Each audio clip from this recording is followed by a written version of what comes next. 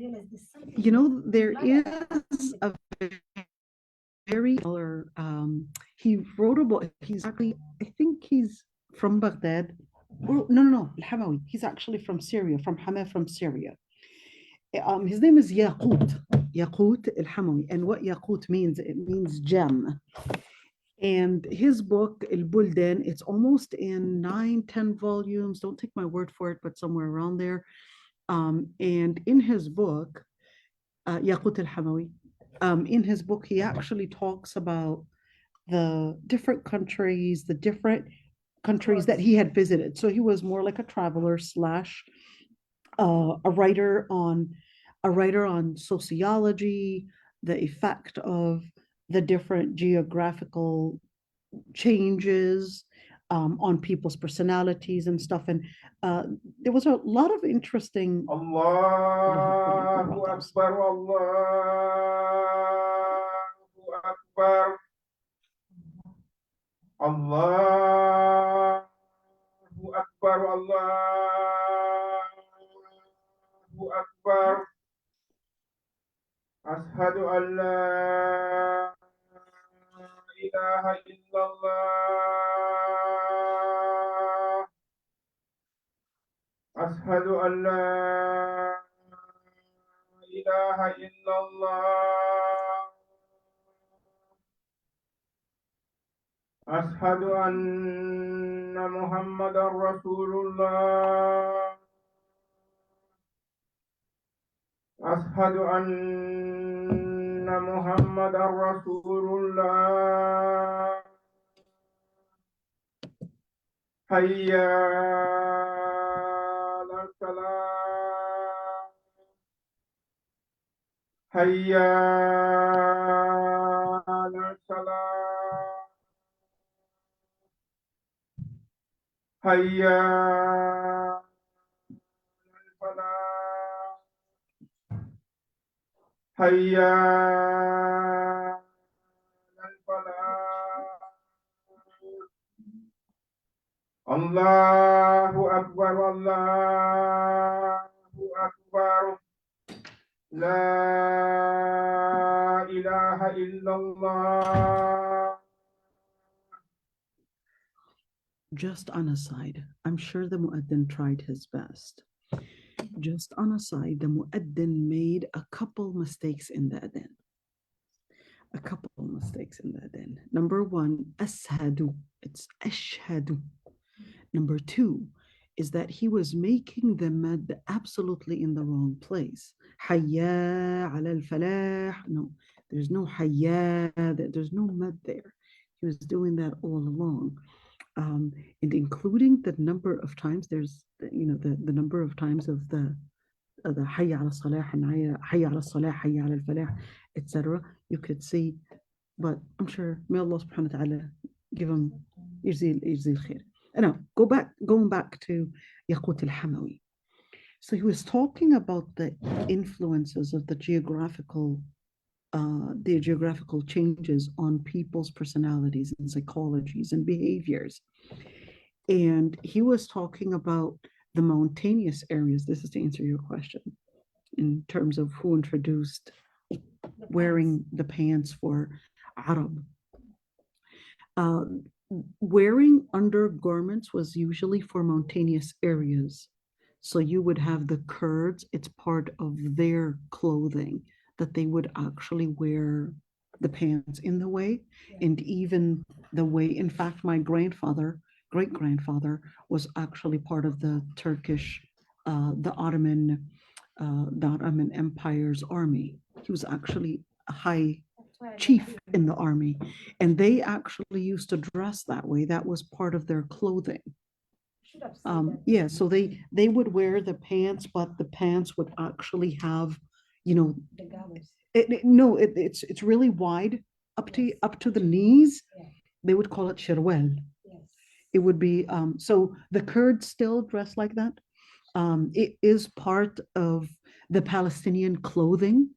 So the Palestinian clothing, the traditional one, was actually like that.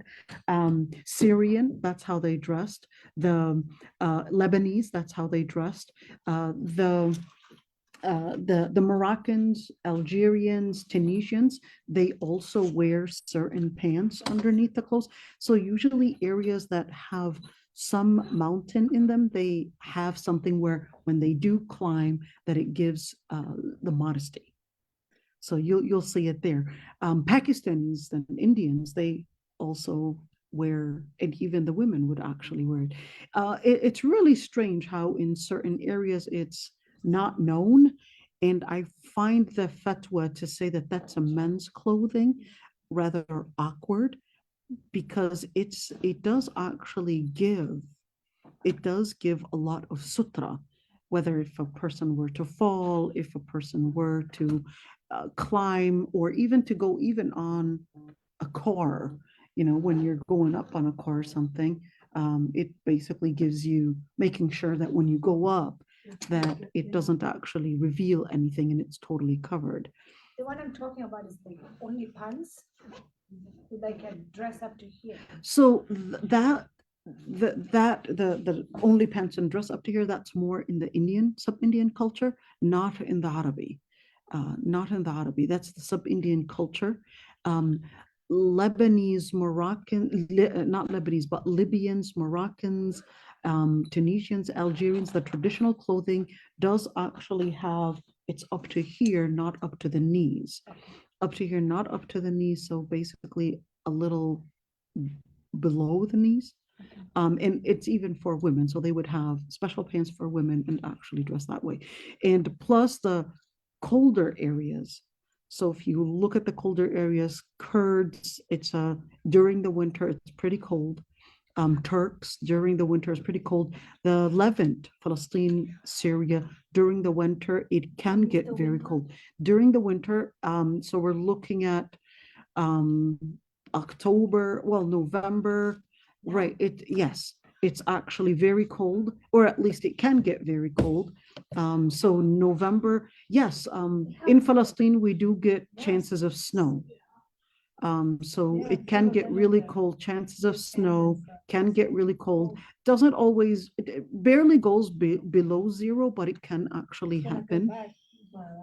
Right, so may Allah subhanahu wa ta'ala protect the Ghazans. It's gonna get really cold at different times, and it can be really tricky.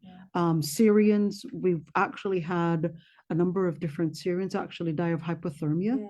And same thing when you look at Morocco, it can get very cold. So that's why they always wear the pants underneath. Parts of northern Iraq, it can get really cold as well. So that's why it's not something that is foreign. But I would look at the areas that it is foreign to them, the Gulf. The Gulf, it's a pretty hot climate. And that's why you would find a lot of fatwas coming from the Gulf, considering that that is a men's clothing and imitating men, and therefore haram on women to wear. All right, you want to look at the context of where that fatwa is coming from. So those that are living in the Gulf would consider it so because they're not familiar with it within that area. So that's why to them it becomes like you're wearing a men's clothing. You know what I'm saying? Yes. All right.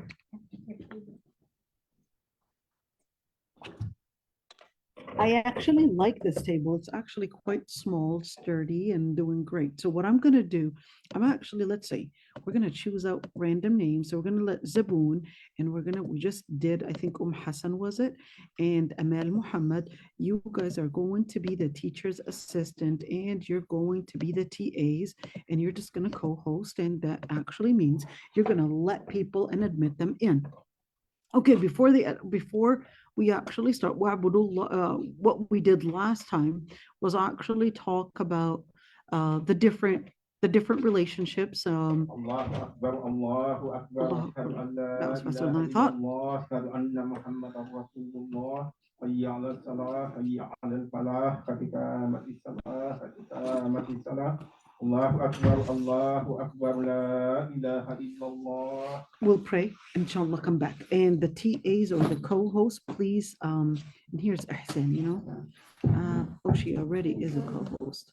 So just admit people until we come back.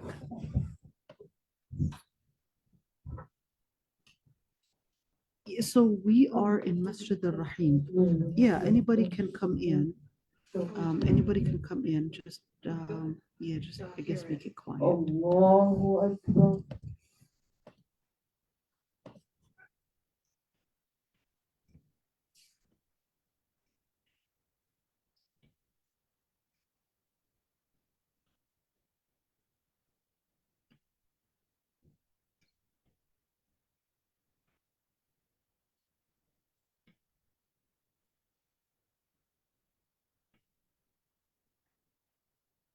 الحمد لله رب العالمين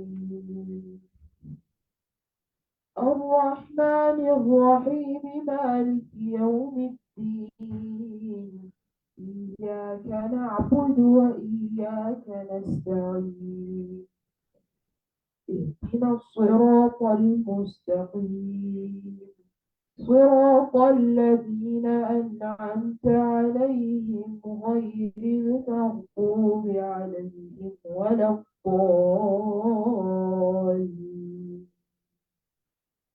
آمين.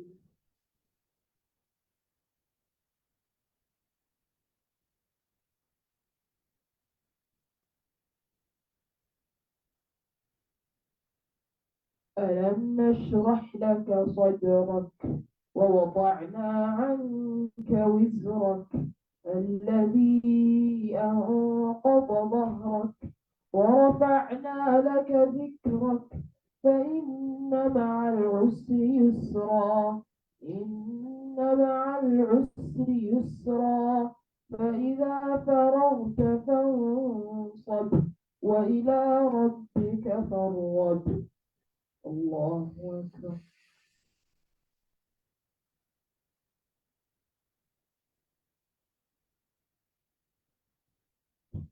سمع الله لمن حمده.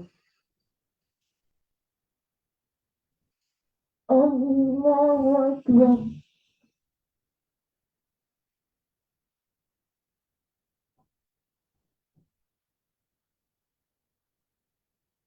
الله أكبر.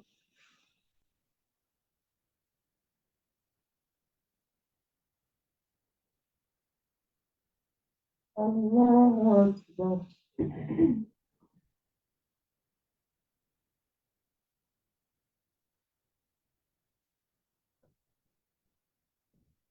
الله أكبر.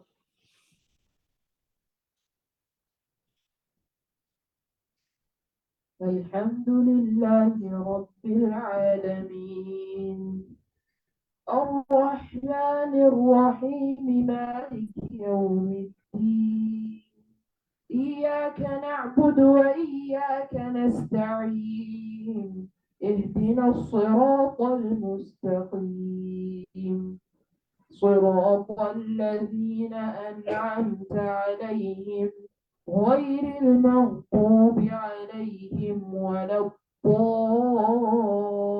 الضالين آمين.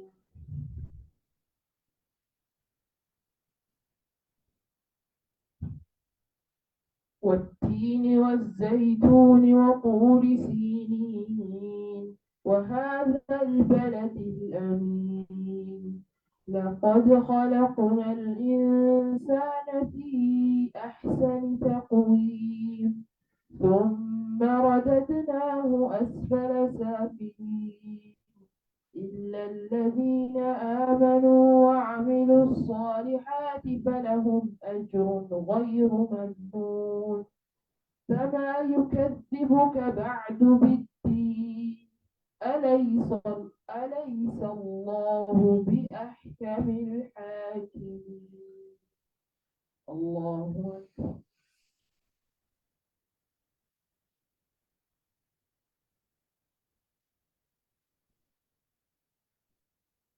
سمع الله لمن حمده.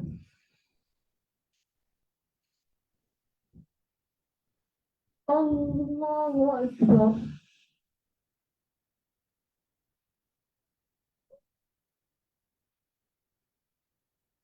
الله أكبر.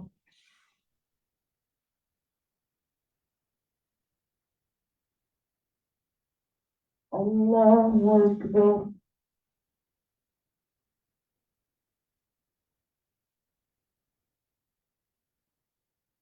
الله أكبر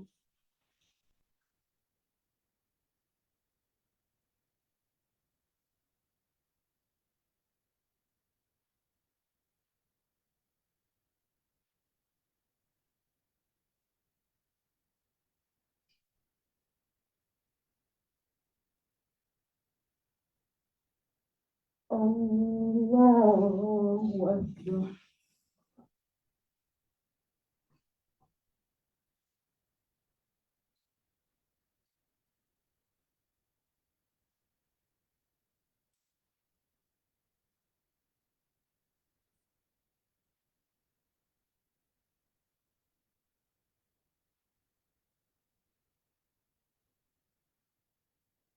الله أكبر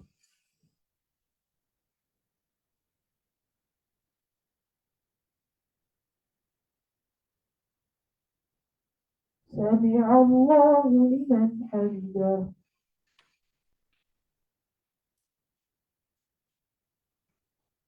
الله أكبر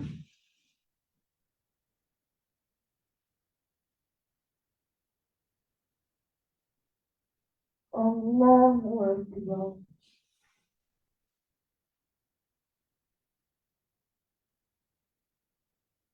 الله أكبر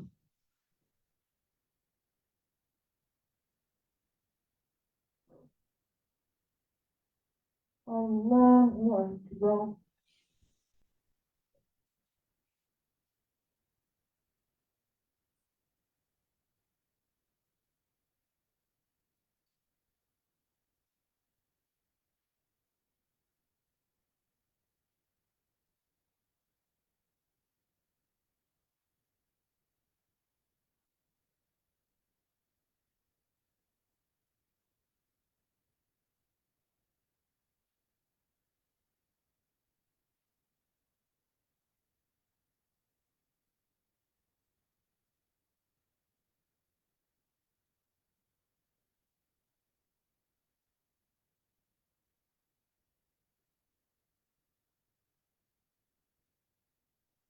السلام عليكم ورحمة الله السلام عليكم ورحمة الله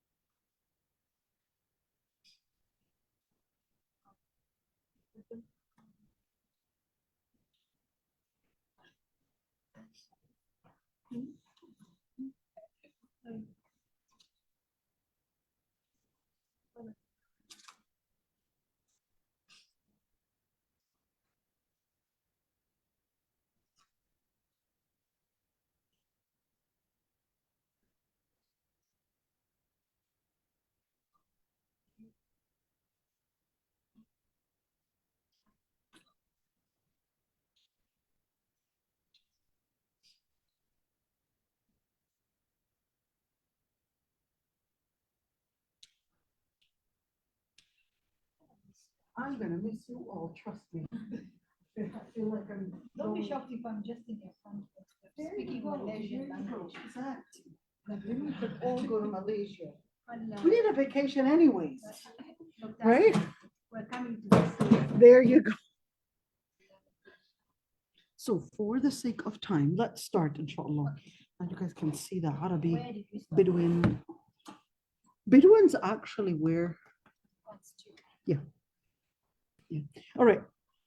So we were actually talking about, let's go over the ayat. وَإِنْ أَرَدْتُمْ اسْتِبْدَالَ, this is where we started out. وَإِنْ أَرَدْتُمْ اسْتِبْدَالَ زَوْجٍ مَكَانَ زَوْجٍ وَآتَيْتُمْ إِحْدَاهُنَّ قِنْطَارًا. We talked about, of course, if there would be any type of a marriage resolution, whether we're talking about divorce or whether we were talking about khulu', and we talked about two reasons. We talked about two times or two different circumstances and two different situations where the woman would be entitled to the mahr. All right.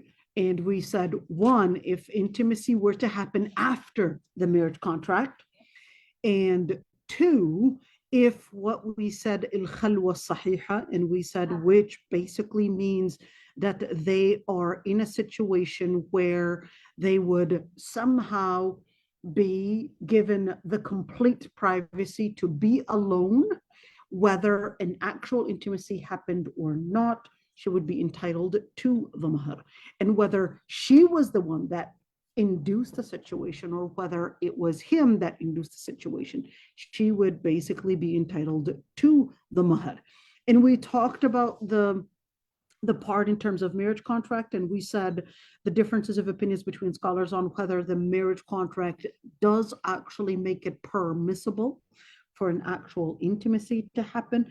And we said that the Malikis, they actually had regarded that no, the intimacy cannot happen, at least not until the actual wedding walima happens. And they, for the Malikis, they regarded that the actual witnessing for the marriage contract is actually in the wedding and not, what about?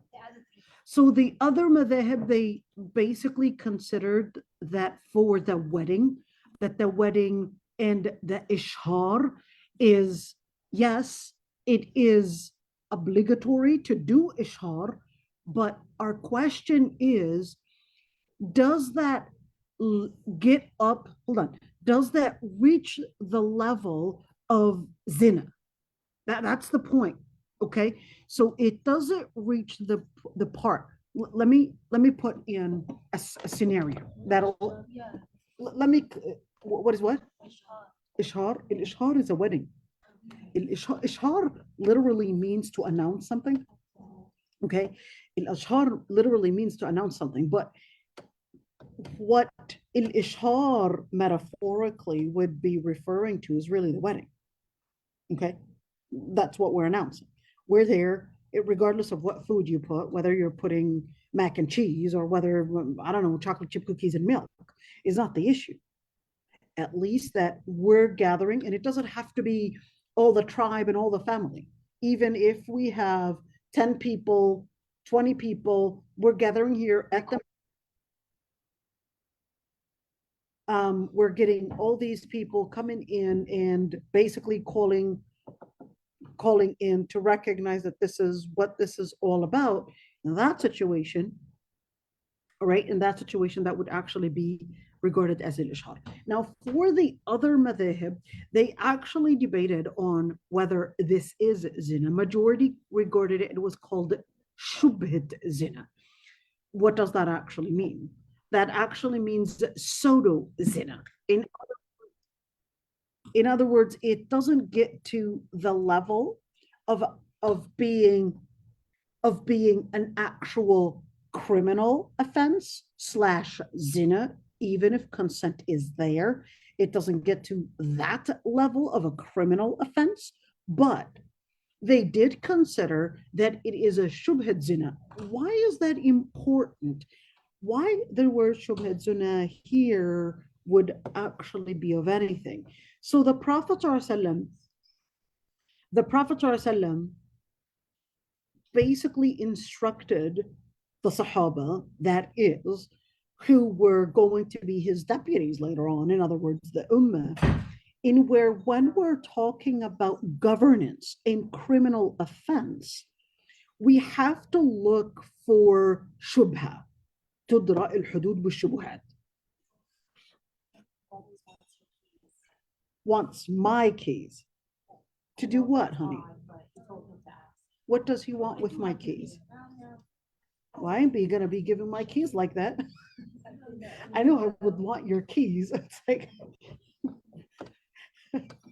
okay, he's probably wanting those keys. And I'm like, what? No one wants my keys. Give me your keys. All right. So because the Prophet ﷺ said, "Tudra al-hudud wa-shubuhat," so whenever we have a criminal offense, before we determine that that's a criminal offense, Islam is actually going to be investigating. And within the investigation, we're actually looking for the different details to make sure that the situation that we have in front of us does qualify as a criminal offense. So because we have a SODO contract or a SODO, let's call it a SODO complete marriage, it's almost complete. There's only just one side of it. In other words, the main foundation of a marriage, whether we're talking about the wali, whether we're talking about the consent, whether we're talking about the witnesses, they're actually there. All right. But there was just one piece of it in where the two, the man and the woman, can actually say, well, we did have a marriage contract. Everybody knew about it. We thought it was halal, and this is what we did. Then in that situation, we're not going to apply the had/criminal offense violation on them because we've got right there a contract. But but majority of the scholars, they got it near haram, the majority, okay, they got it near haram to actually consider, let's say, a marriage or let's say intimacy before an actual wedding happens. They consider it near haram, okay? The Malikis, they actually considered it haram, period. So that's why in the North African and Maliki madhab, predominantly Maliki madhab areas, they would have their marriage contract only a day or even right on the day of the wedding. Right on the day of the wedding. It's like, today is the wedding, this is where we're having the marriage contract, not before. Okay, not before. This is more in the other areas where they would do the marriage contract and then probably set a later date for the wedding. All right. And anyhow, so just to keep that in mind, this is totally not recommended according to all the scholars. All the scholars, they would not recommend having an actual marriage consummation / intimacy before an actual wedding takes place. Okay, but she is entitled to the mahar according to all scholars if an intimacy does happen after the marriage contract. Give me a second. Hello.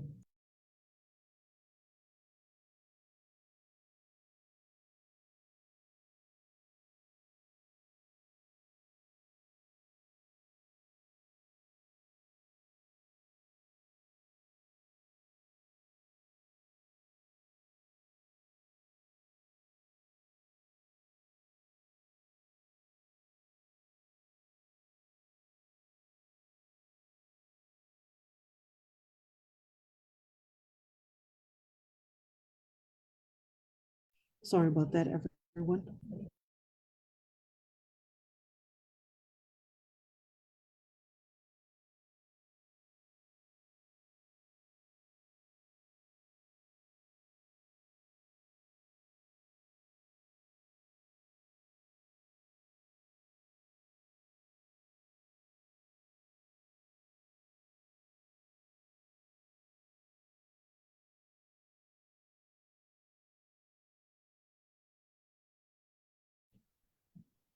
All right, sorry, ladies. When my husband calls, I have to answer.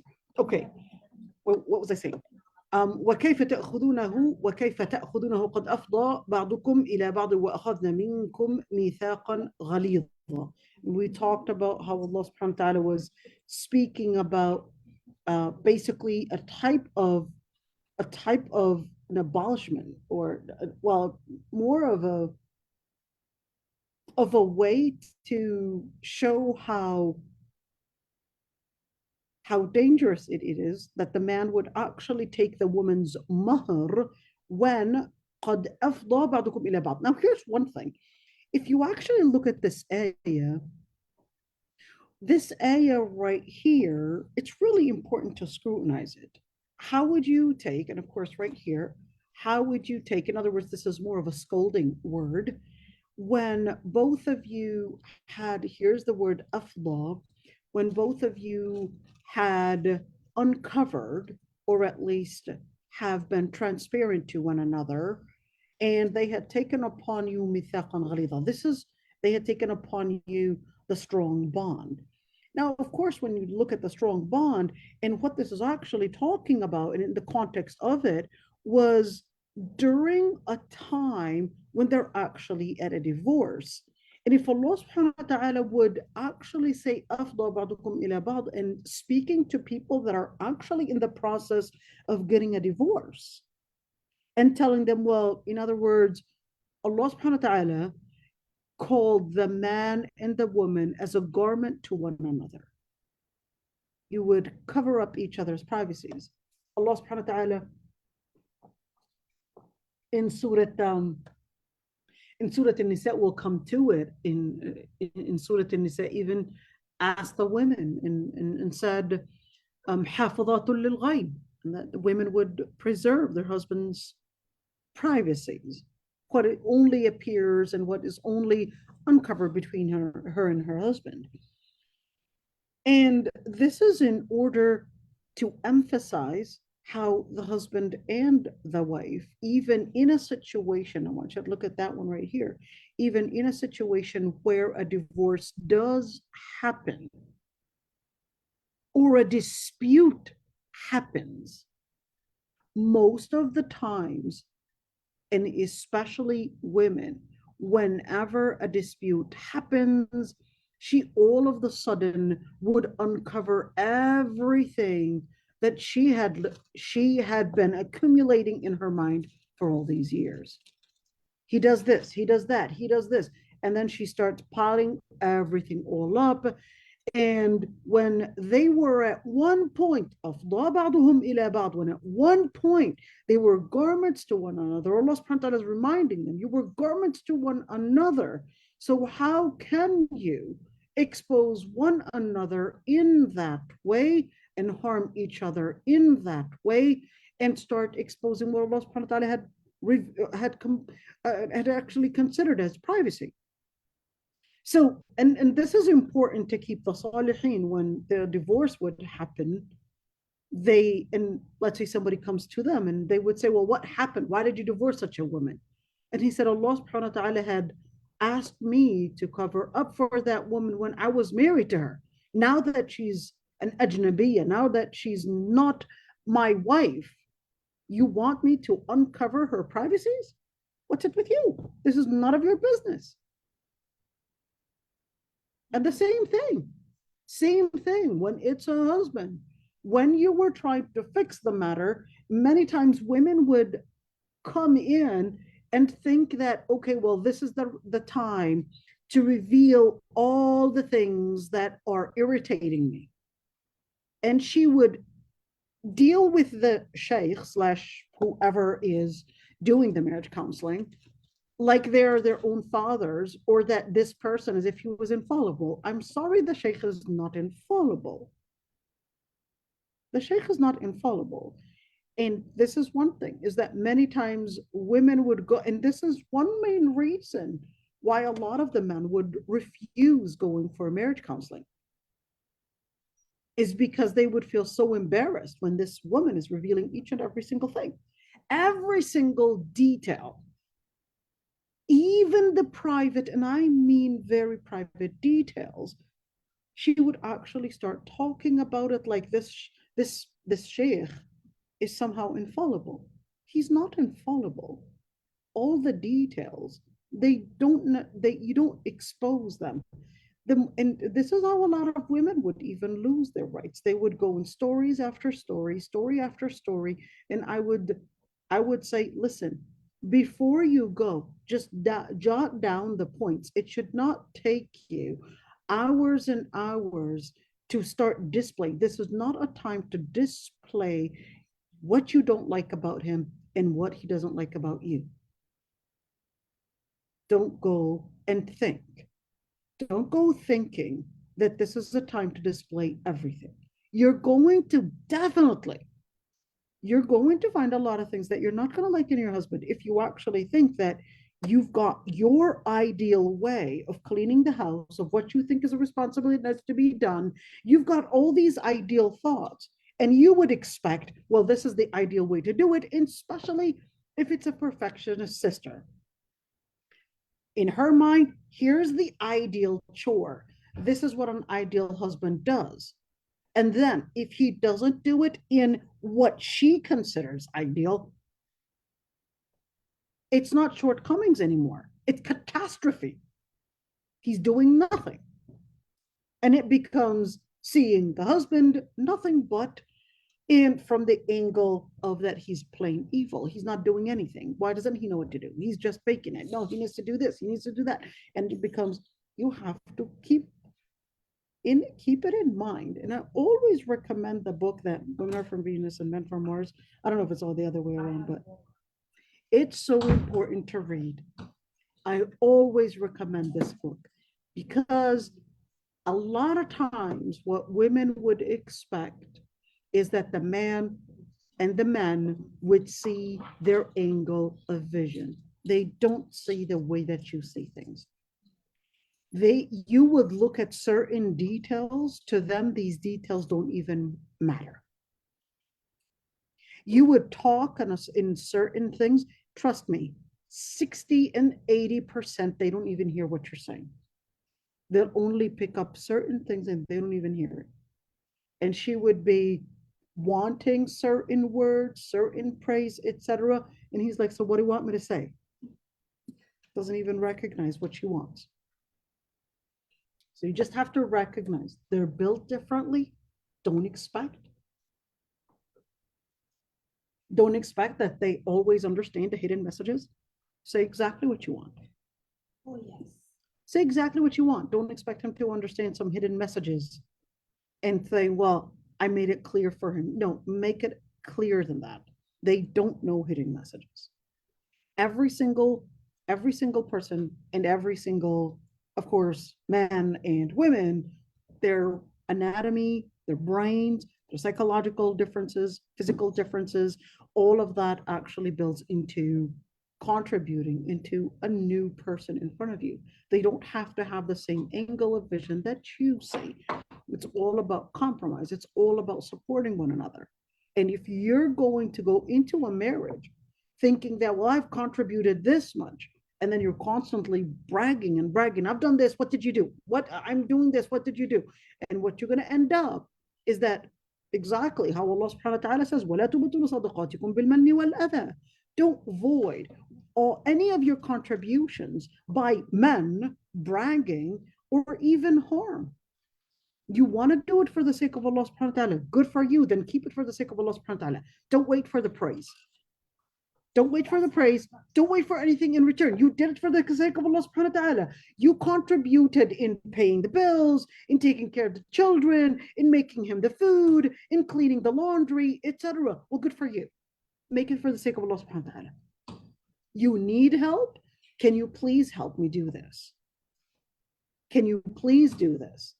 And trust me, don't butt heads. Don't butt heads. The second you butt heads, guess what happens? You know, guys, tell you in a little bit about, just on a side. Guys, when they butt heads, it becomes literally like a violent thing. First, it becomes, I'm butting heads, and they get physical. Why? Because to them, butting heads and proving territory / authority is all about how I prove my power. You never want to butt heads with someone that you know is more physical than you. Don't put yourself in that situation. You never put yourself in any battle where you know that you don't have the power to protect yourself or to even win the battle. Never put yourself in that situation. I see this all the time. I'll call 911. I see this all the time. Oh, that's a psychological one. You know, no, the thing is that guess what happens? I get this all the time. They would call 911. Okay, the police gets involved, and then I'm not saying in situations, definitely call 911. Okay, in situations where you're at risk, that's a different story. But I'll tell you, most cases don't actually need 911. It actually needs change of strategy. Exactly, on how you deal with the situation, on how you know how to relate with the person in front of you. And I've had this very often times where the sister, she's like, okay, I'm calling 911. And there wasn't even a problem. They'll just look at the situation. It wasn't even a problem. It was a dispute. Oh, I actually felt scared. Well, it's like, okay, well, there was nothing. And then she ends up, okay. And here's the thing. You know, what they'll do is that they'll just tell him he's not supposed to be in the area within 20, 25-mile radius. Okay, 20, 25-mile radius, not supposed to be in the area. And then they'll tell you if you actually want to do that, basically sue the person and what do they call that? I forgot what they call it, but anyhow, the restraining order, exactly, all of that. But then you think they're actually going to get involved as much as you think? No. They'll probably get you a shelter. You'll get a shelter. We got one in Minneapolis. We got one in St. Paul. We got a couple. Okay. And I've been to those shelters because I would take women there. They would be there in the shelter. The shelter, one, they'll give you really minimal items. So it's like maybe toast, maybe canned foods, really food shelf. All right. Use clothes. A lot of people that are in that shelter, even for the domestic violence shelters, a lot of them are, one, drug addicts, two, lice, not hygiene, not clean, and they're treating you like you're the lowest of the class, really. Not treated well at all. They will make it seem like they're providing you legal support. They will provide you legal support. You know, we've got, what are they called? What do they call that? Right now you could see my brain is foggy. We've got legal support and etc. But even the legal support, you'll go back and forth to the court, etc. It's just a long process. You know what's really important? Only if the case is really putting your life at risk, then I'll say, well, that is probably the only route. But don't get yourself there. Learn how to win the heart than winning the heart argument. Learn how to compromise. The Prophet ﷺ was giving you a very important key. Look at this hadith. The Prophet ﷺ said, ما رأيت من ناقصات عقل ودين أذهب بقلوب ذوي الألباب منكن. Ladies, listen to this. The Prophet ﷺ said, I have not seen,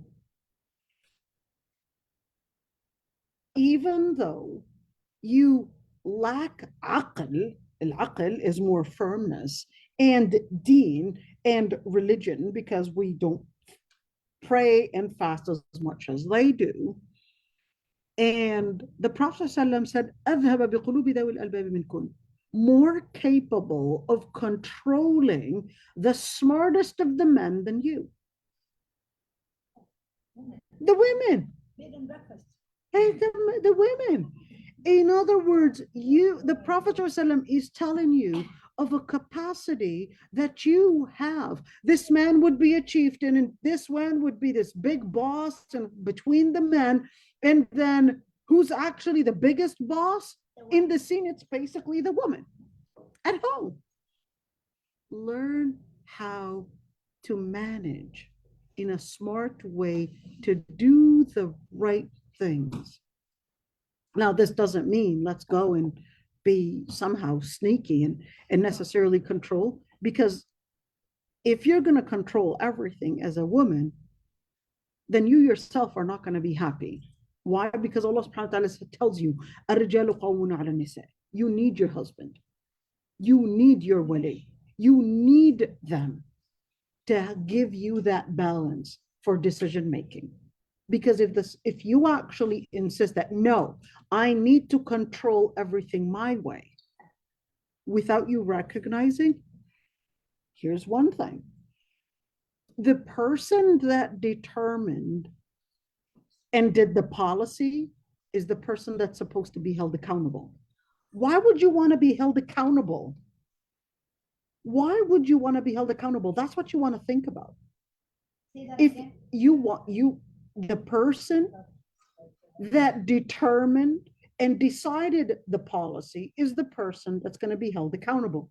If Allah subhanahu wa ta'ala is holding Adam alayhi salam more accountable than Hawa in eating from the tree, what is that supposed to tell you? Allah subhanahu wa ta'ala is telling you, listen, I'm going to make it easy for you. Let the man, your husband, be the policy and the decision maker, and I'll hold him more accountable than you. What more do you want? What if it's for deen and you plotted for khair? Do I get Look, well, here's the thing. So here's the thing. If it's for, this is the battle today, because sometimes the man is too slow to go to la ilaha illallah, the woman is ready for the. So here's the thing. You know what, Zamzam, you see, sometimes even when we're talking about doing for the deen, sometimes I see this often, that sometimes women can actually take things in a emotional way and not recognize, yes, I do want you to do the donation, but the Prophet ﷺ told you that to leave, what? It's better to leave your people, your family, who you're responsible for, to leave them أغنياء is better than leaving them in need of people.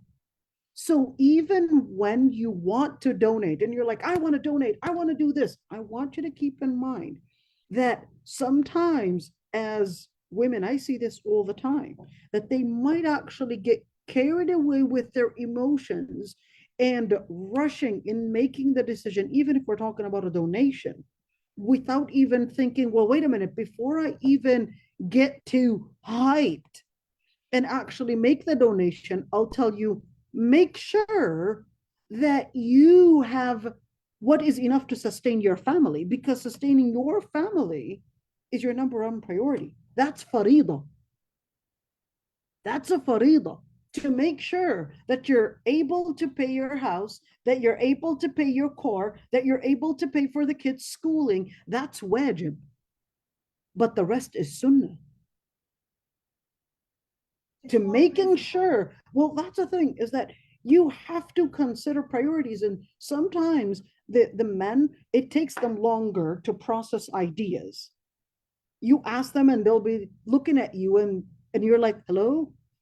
And it took them a couple of days to even give you the answer. And you're like, to you would be thinking, oh, how long does it take? Just say yes or no. And he's like looking at you and it's like,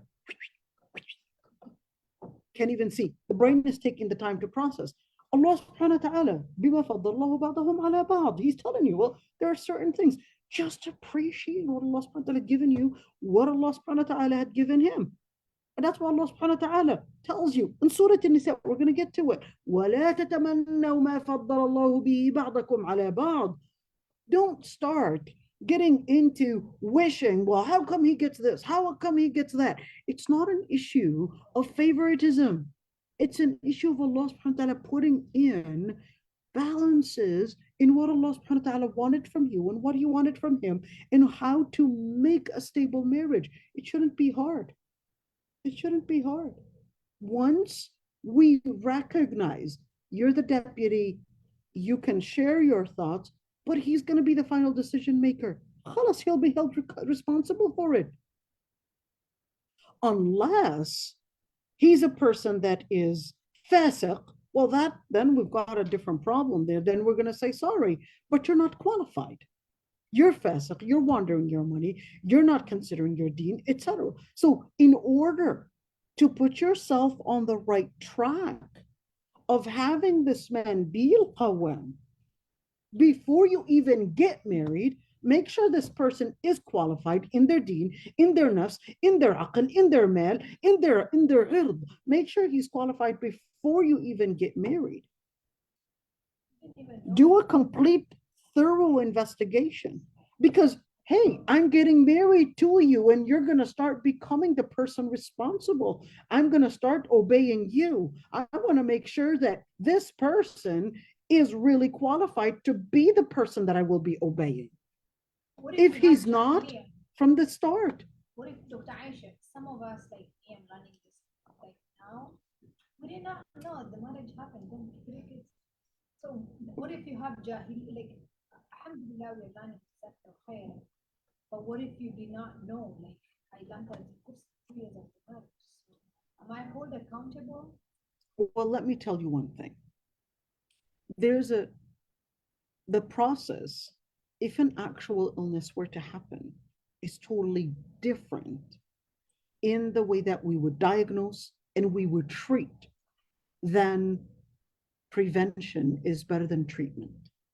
Okay, that's always the law, even in Islam. Prevention is better than treatment. So, but if there is an illness and it was, well, yeah, I wasn't supposed to eat the sugar, but now I am a diabetic. What's your plan? Well, that's when a case by case, we're going to look at the diagnosis and we're going to say, well, here is our plan for the treatment, but some illnesses can actually be chronic. They'll always be there, but we'll probably give you some treatment to help kind of balance the situation, but the illness is going to be chronic. It's not going to be. Some illnesses are going to be chronic. Other illnesses, there can be a treatment for it, and we can probably work out a plan and say, well, you need to see an OB, or he needs to see his family doctor, or whatever it is. And this is really common. And a lot of times people don't recognize that there is probably a physical problem involved. And it's especially during our times, I think it's really important to mention the part about obesity. The part about obesity is a very dangerous issue that is actually ruining a lot of families. It's ruining a lot of families. Obesity in America, and even within the Muslim families. Within the Muslim families, it's actually a major issue that a lot of times, they'll tell you body shaming, etc. But no, obesity is a major issue. And the reason for that, you see, with obesity, what happens is that even the pelvic area, it starts, and of course, people are not going to talk about that. People are not going to talk about that in the masajid, and people don't want to share it with other people. It becomes a private issue. She's basically losing her urine, even during intimacy, losing even her bowel movement, even during intimacy. And of course, when we're talking about obesity, you're actually talking about the pelvic structure is not the same. And you guys take the rest. And what I mean, the pelvic structure is not the same. And what that actually does is that it causes even in the vaginal area to be widened, to actually be not in the same way. She's probably given a cough, probably laughing, or probably just calling on her son. And it's just a simple thing, but she loses urine. Well, that's because that whole that whole muscle is basically from all the weight of carrying, it basically started literally, it's like collapsing onto her pelvic area. It's collapsing.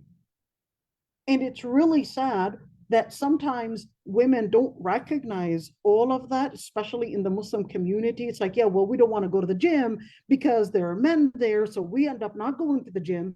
And of course, not going to the gym, what happens is that, you know, she's basically even gaining more weight, not recognizing the effect. And then the marriage starts, well, the man is like, okay, I want to get married to a second wife because he doesn't want to hurt her feelings and actually say that there's something going wrong. And she starts complaining, well, I can't handle it, it's more than it's not my fault, etc. It's like, I understand it's not your fault, but let's see where the problem is.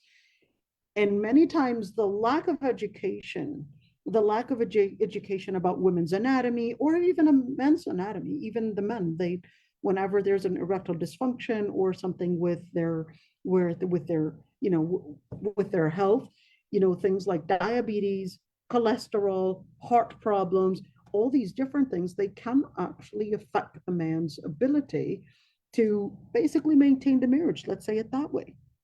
And people don't want to talk about this. It's usually hidden. And even there is a taboo within the Muslim community to even talk about this. And then they're getting irritated. She's getting irritated and he's getting irritated, and she'll basically say, I want marriage counseling.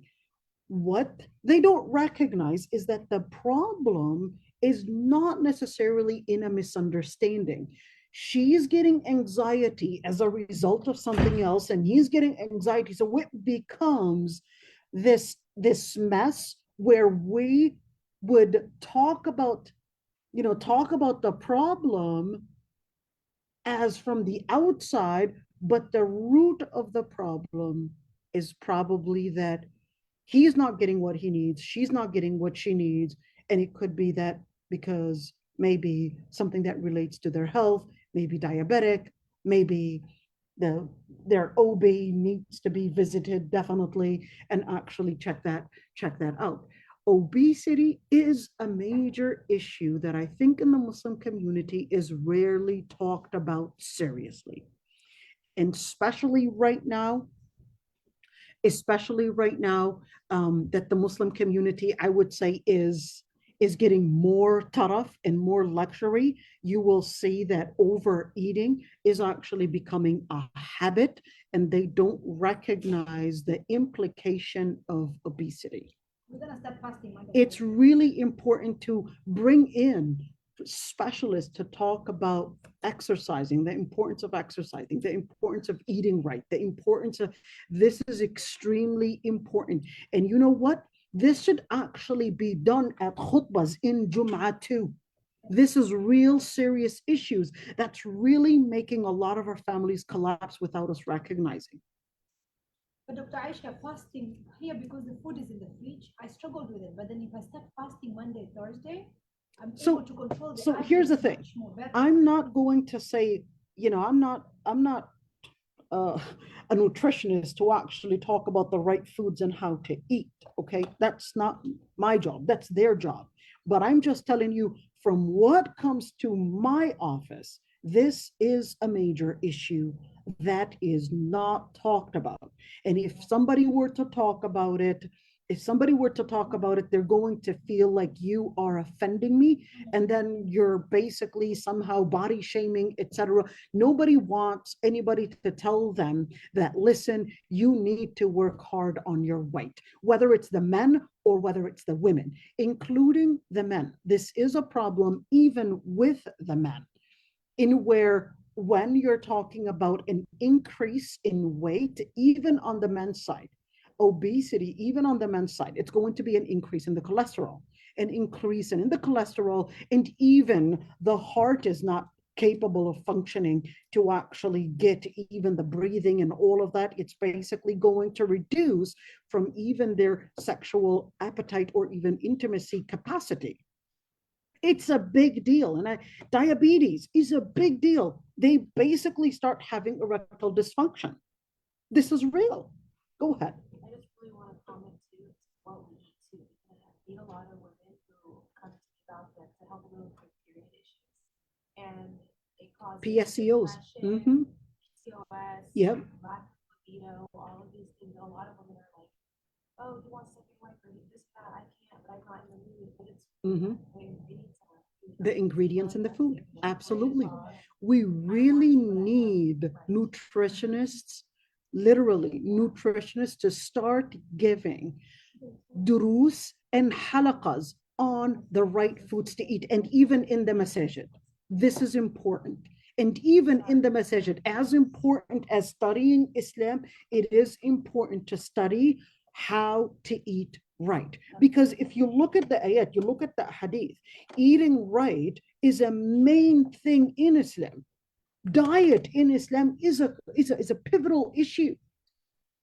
And this, I think, we're just thinking like, oh, she's good in D&D and good in, well, good for her. But guess what? This is actually affecting the marriages. I'm kind of surprised by what you said, because in some culture they want women to kind of be round and big and stuff like that. Not to the excess of what we're seeing of obesity here.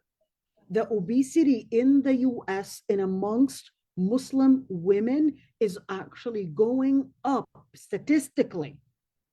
Statistically, it's going up. So many times, many Muslim women, because they're covered up, she's like, I don't have to worry about having a body. This is absolutely, they're not moving much. Hey, I can just wear abaya, cover up all my, all the different things, and that way I won't have to worry about it. And I could just get it a bigger and a bigger sized abaya. And then they end up really, one, not working out because, okay, for different reasons. Two, it's not even going to be something that to her is an important thing. The non-Muslims, to them, working out and all of that, to them, it's really because, well, she wants to be seen as attractive because that's the only way to get someone. But in Islam, in order to even maintain healthy families, you need to work on your diet. You need to work on your diet. You need to make sure you're eating right. You need to make sure that you are exercising. Exercising is important because that's what will make sure even the pelvic area, your bones, your muscles, all of that is extremely important. Just walking. There are a lot of exercises that you can actually get on YouTube. Anyhow, so this is probably, ladies, maybe you can organize different classes with OBs and maybe nutritionists or women's health to actually talk about this in the masajid. This is as important as talking about the Quran, because prevention is better than treatment. To prevent your marriage from collapsing from the start by eating healthy and being healthy, when you're healthy body and when you're psychologically healthy, it's going to lead to a healthy dynamic. I mean, this is not all the marriages, but I'm just saying, something that comes to my office. I think that's a very important thing. So the point is, we have to exercise and we have to take bed and breakfast seriously. Take what? Bed and breakfast seriously? Food and bed. Food and bed seriously? Okay. For the married people. Oh, okay. No, even non-married people, because at the end of the day, this doesn't actually. Exercise for everybody. No, exercise is for everybody, and even right is for everybody, because at the end of the day, even if you're not married, it comes back to you. It's not just for someone else. It comes back to you. To not call the police. Before you call the police, I'm not saying call the police or not. Some circumstances they do actually require calling the police, because I've actually had cases where the woman was actually literally strangled to death. No, that's or near death. There are some cases that are really, some cases, they can go really bad, and if no one's there to help her. No, but for the rest of us, the halal stuff, like if we get angry, dispute. Learn how to pull out when the person in front of you is not ready for a conversation. Talk about it later. Maybe email. Maybe whenever you guys are cooled down, calm down. Maybe talk about it in a different way. Maybe go to Bard. Google Bard and reiterate such, paraphrase such sentence. By all means, if you don't know how to speak, paraphrase a sentence. Go to Quillbot, paraphrase your sentence. What is that? Chat GBT. Write down whatever you need. Write in.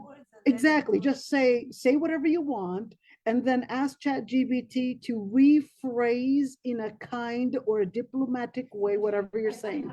If you don't know how to say it, there you go.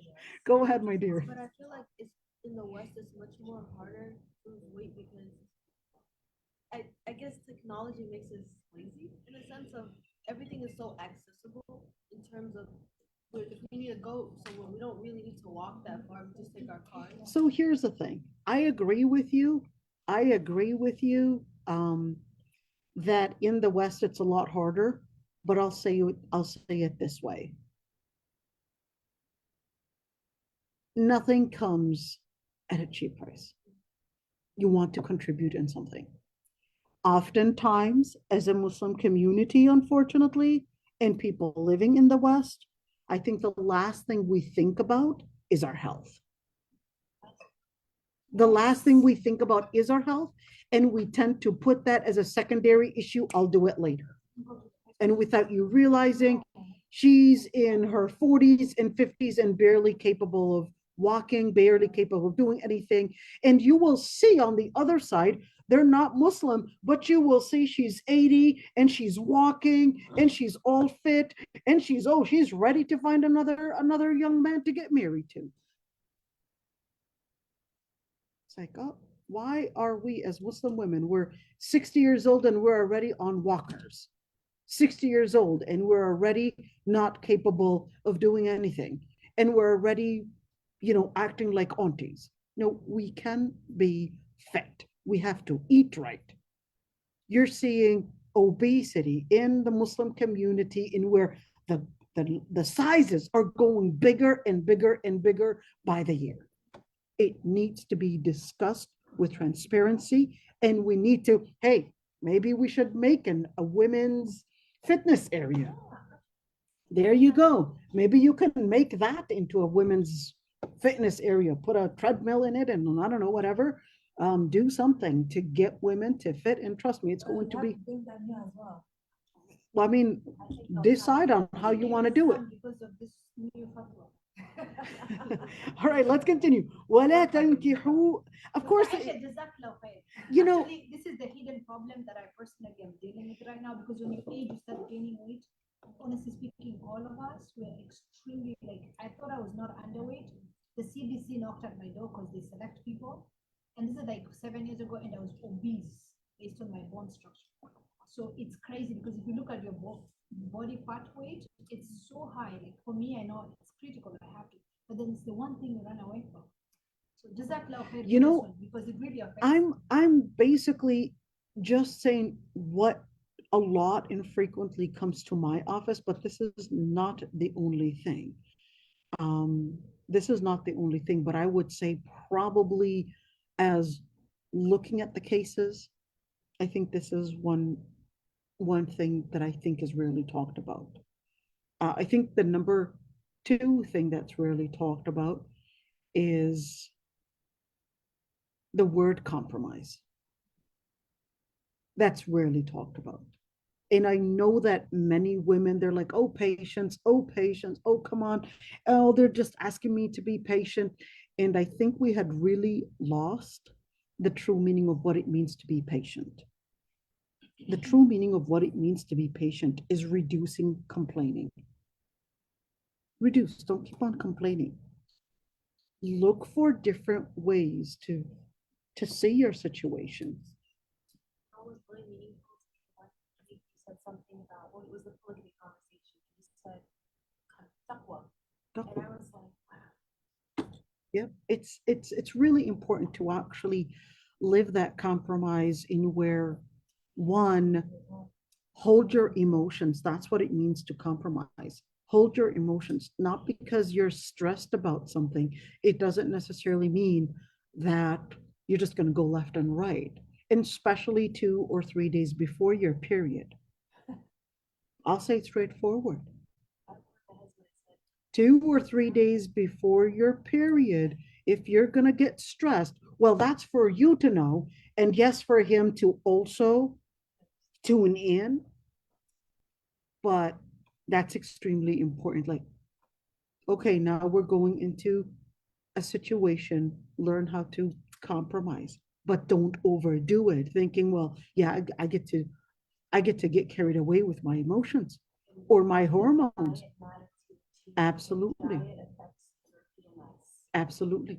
Absolutely. And I think it's really important that you would, oh yeah, absolutely. Absolutely. This is why it's important to actually invite those that are specialized, whether in nutrition or in women's health, all of that, as much as you think this is important.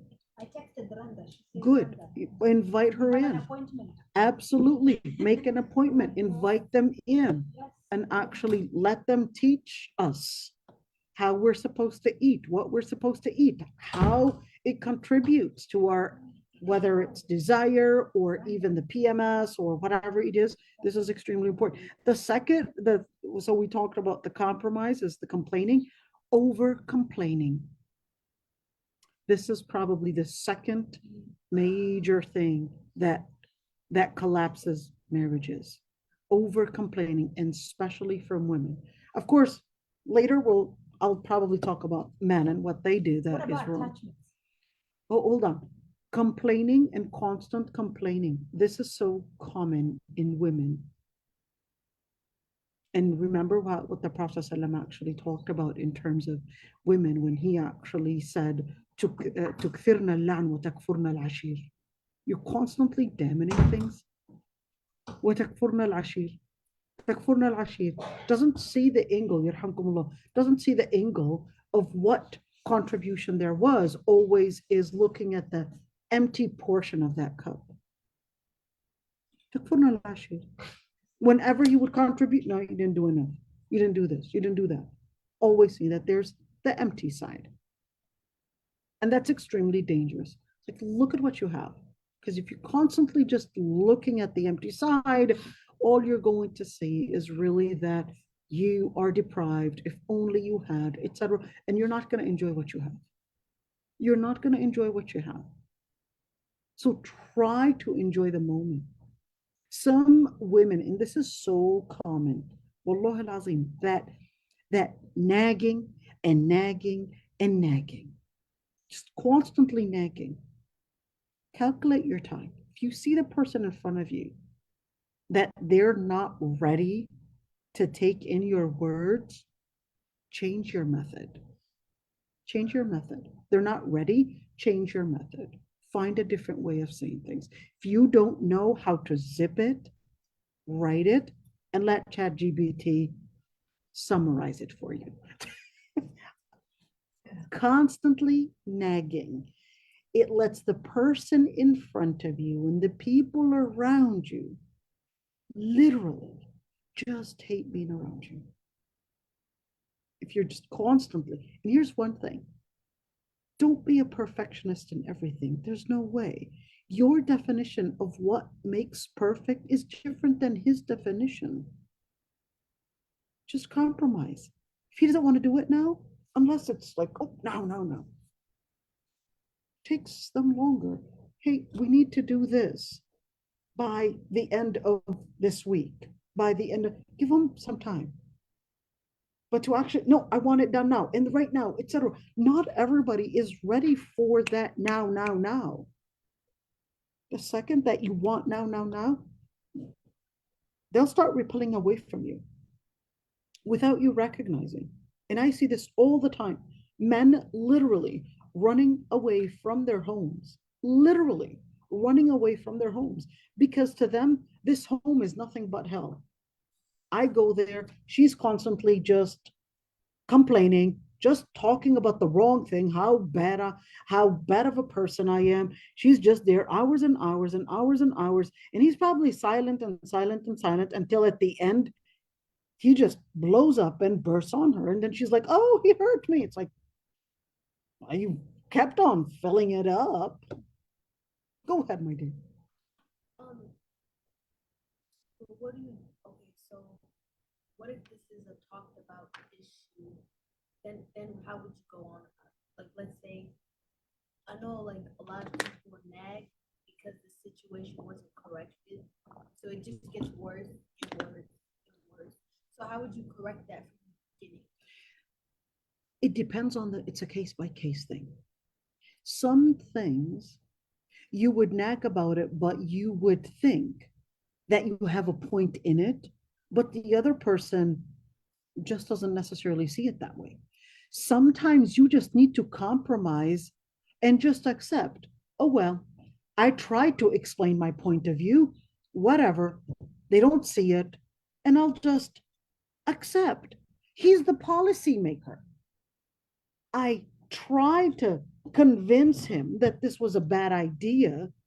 I tried to put in, and I tried to be, the voicing my citizens, my kids, that is, my citizens' concern, and basically all these different things. But then he still didn't listen to it. And then the commander in chief, he basically made the final decision.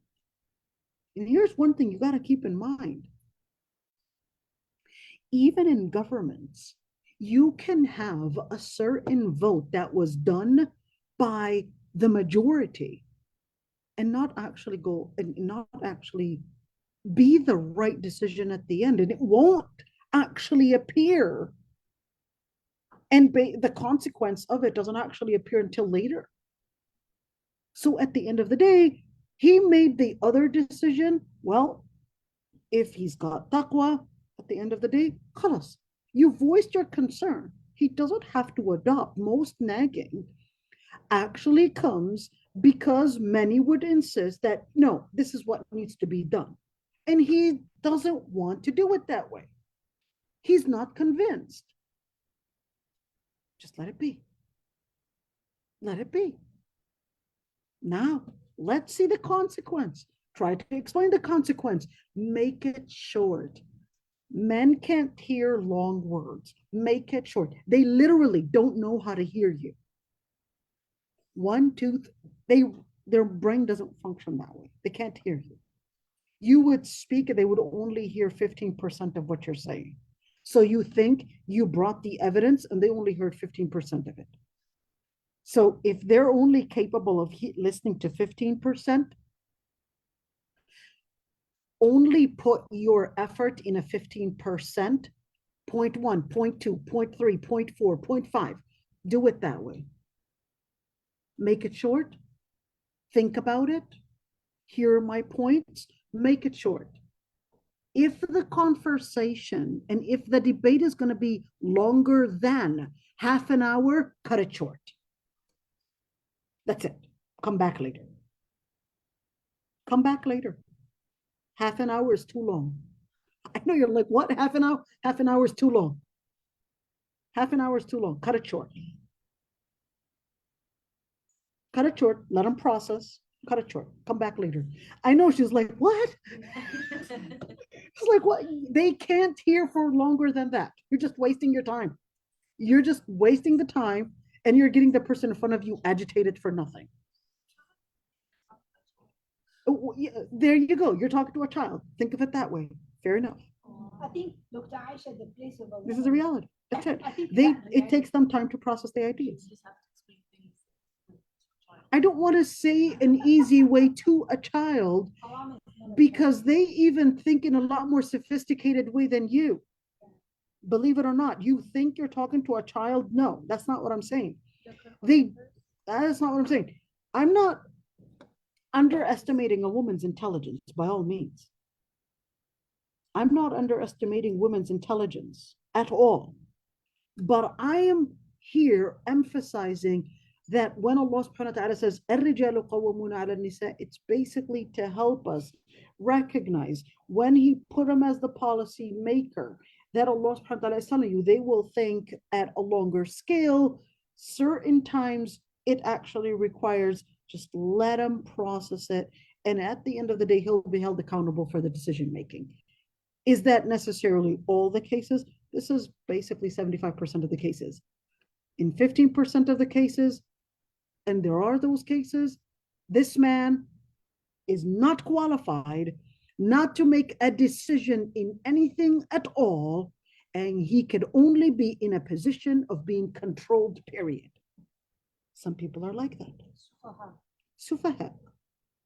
Sufaha don't have the courage. Safi can't even be responsible, not in his deen, not in his in his health, not in his wealth, not in anything. That's a different story. What? Don't marry him if he's like that. If he's like that, and that's why it's important before you get married, it's important to look at, well, what are the things that really make a man kufa and qualified to be the man? I actually gave a lecture once on what the definition of manhood in Islam. That's different in the Quran, where Allah subhanahu wa ta'ala would give you the definitions, different definitions. رِجَالٌ لَا تُلْهِيهِمْ تِجَارَةٌ وَلَا بَيْعٌ عَنْ ذِكْرِ اللَّهِ. What a true man is, لَا تُلْهِيهِمْ.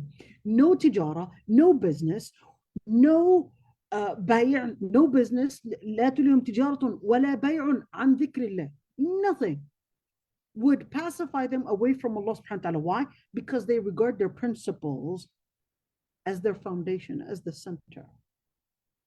That's the first thing. But if this person can't take their center, that is Allah subhanahu wa ta'ala, seriously, then they don't consider anything seriously. Because the only thing that would make you consider your priorities in all the different details is only one thing. That Allah subhanahu wa ta'ala is going to hold me accountable. I'm not doing it for you. I'm doing it for the sake of Allah subhanahu wa ta'ala. That's when they consider it seriously. But if a person doesn't have their deen in place, they don't have their deen in place, you're just really just blowing in a container that has a hole on the other end. Allahu Akbar, Allahu Akbar. أشهد أن لا إله إلا الله. أشهد أن لا إله إلا الله.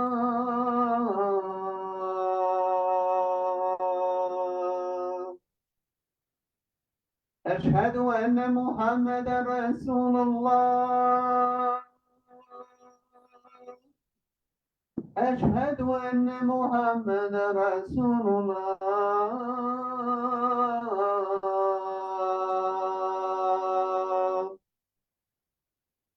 حي على الصلاة. حي على الصلاة.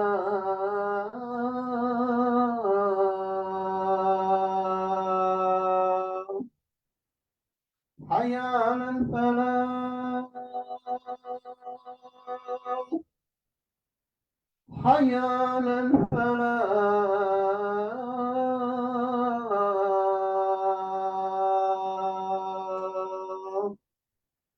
الله أكبر، الله أكبر. لا إله إلا الله.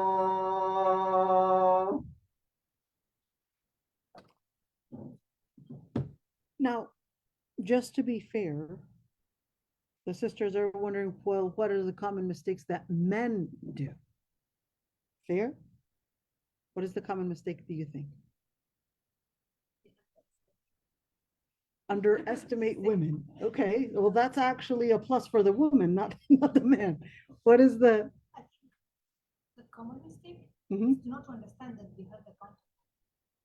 Not to understand that they'll be held accountable. Take the same responsibility. They don't know because once a man starts to understand the qawama role.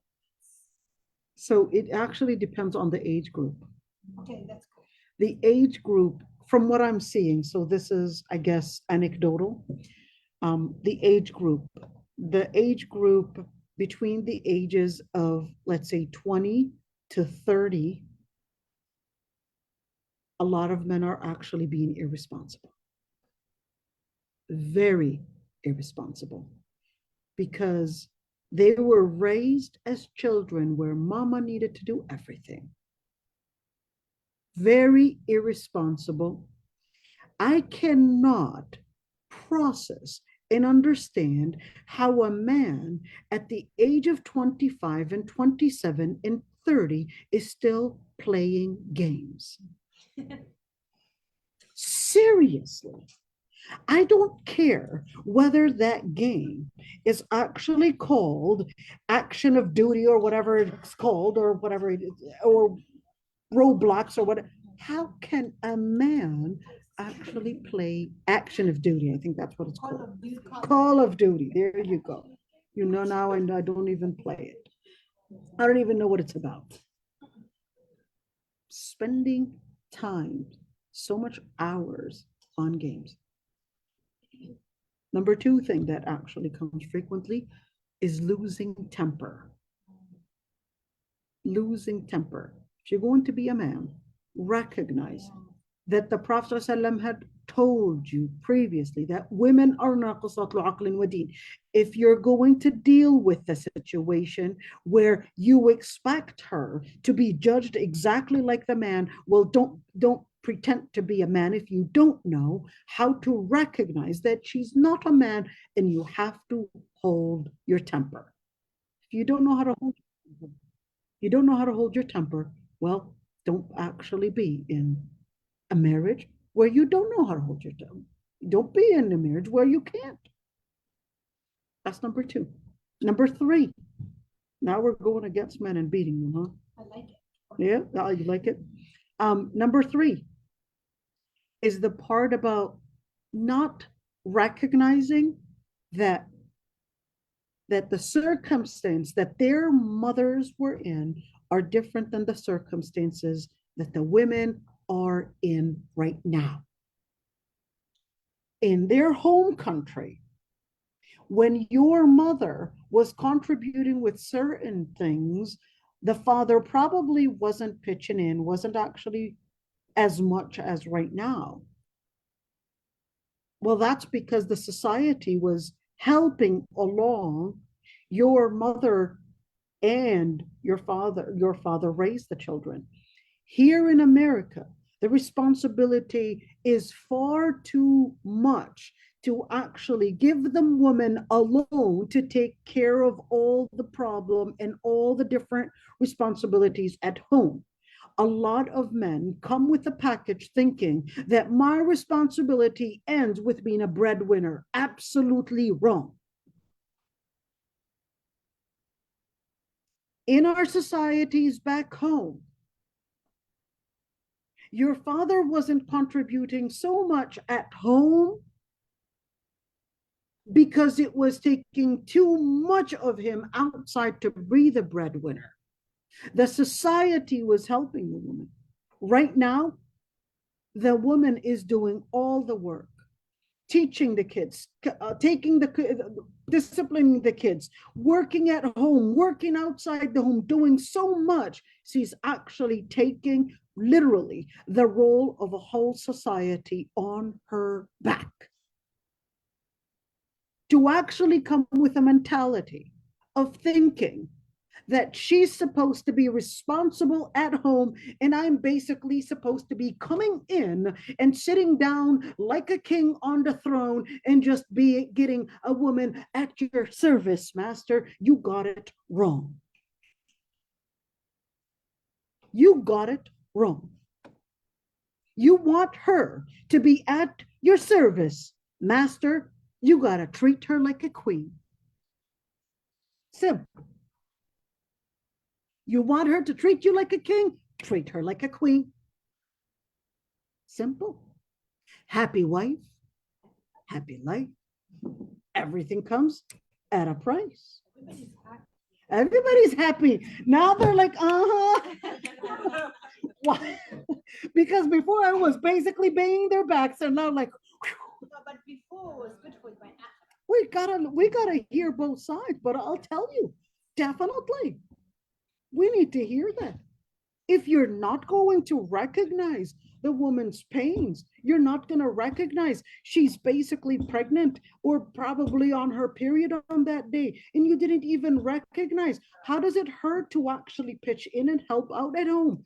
Trust me, when you actually pitch in to help at home, she's going to recognize your pains. And trust me, a woman is a lot more loyal in her marriage than a man, because she will contribute and contribute until she is out of breath to contribute. She'd be pregnant and with the Braxton Hicks and all the pain, and she'd still be getting up to fix a meal and take care of the kids and check on that one's potty training and clean the house, and that one vomited and all of that.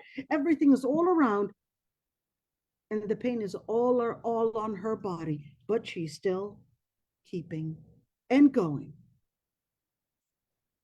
You want a woman to be loyal to you, show her. And this is one thing that many men fail to do, which is showing emotions to the woman. A woman just needs a word of care, a word of appreciation. That's all she needs, and she doesn't need more. And she will be at your service. Jazakallah khairan.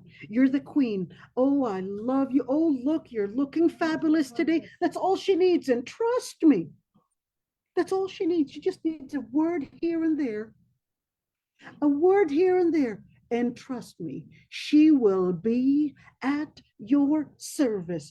Uqsim billahi al-azim. It is her own nature. She enjoys being at her husband's service. That's her fitrah.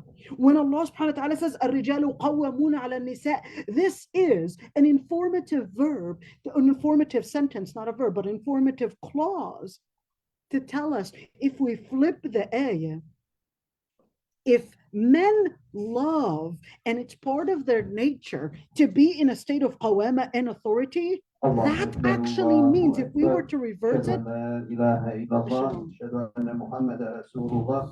حي على الصلاة حي على الفلاح قد قامت الصلاة قد قامت الصلاة الله أكبر الله أكبر لا إله إلا الله.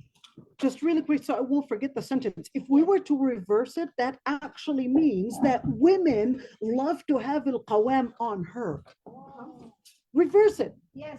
If that's part of the man's nature to be in authority, that's part of a woman's nature to be in some type of a submission.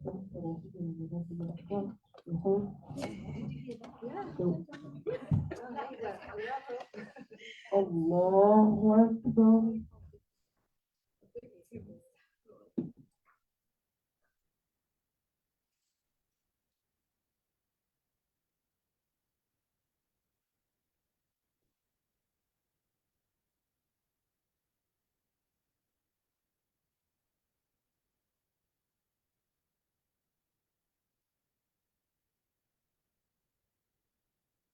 الحمد لله رب العالمين الرحمن الرحيم مالك يوم الدين إياك نعبد وإياك نستعين اهدنا الصراط المستقيم صراط الذين أنعمت عليهم غير المغضوب عليهم ولا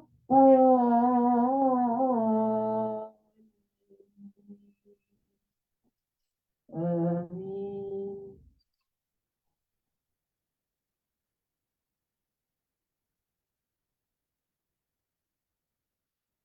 واتل عليهم نبأ ابني آدم بالحق إذ قربا قربانا فتقبل من أحدهما ولم يتقبل من الآخر قال لأقتلنك قال إنما يتقبل الله من المتقين لئن بسطت إلي يدك لتقتلني ما أنا بباسط يدي إليك لأقتلك إني إني أخاف الله رب العالمين إني أريد أن تبوء بإثمي وإثمك فتكون من أصحاب النار وذلك جزاء الظالمين فطوعت له نفسه قتل أخيه فقتله فأصبح من الخاسرين فبعث الله غرابا يبحث في الأرض ليريه كيف يواري سوءة أخيه قال يا ويلتى أعجزت أن أكون مثل هذا الغراب فأواري سوءة أخي فأصبح من النادمين من أجل ذلك كتبنا على بني إسرائيل أنه من قتل نفسا بغير نفس أو فساد في الأرض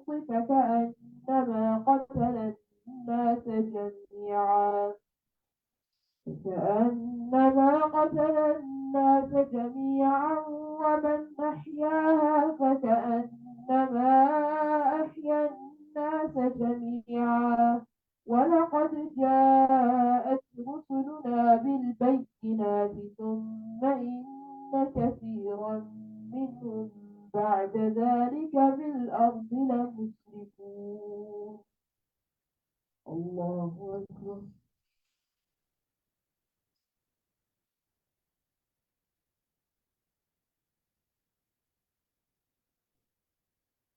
سمع الله لمن حمده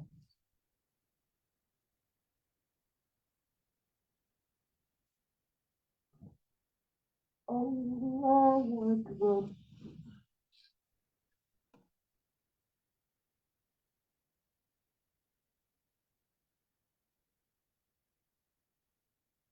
الله أكبر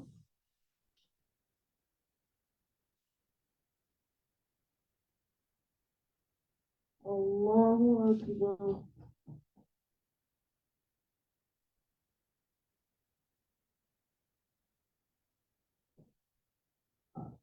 الله أكبر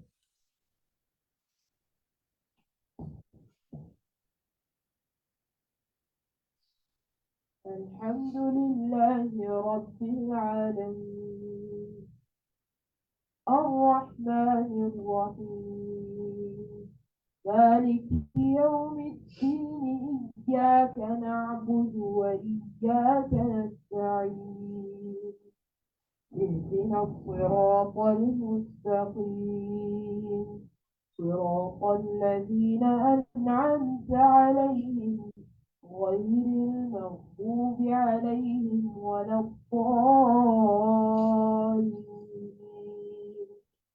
آمين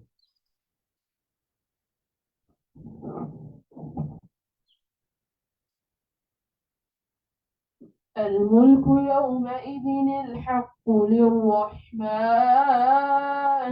وكان يوما على الكافرين عسيرا ويوم يعض الظالم على يديه يقول يا ليتني اتخذت مع الرسول سبيلا يا ويلتى ليتني لم أتخذ فلانا خليلا لقد أضلني عن الذكر بعد إذ جاءني وكان الشيطان للإنسان خذولا وقال الرسول يا رب إن قوم اتخذوا هذا القرآن مهجورا وكذلك جعلنا لكل نبي عدوا من المجرمين وكفى بربك هاديا ونصيرا الله أكبر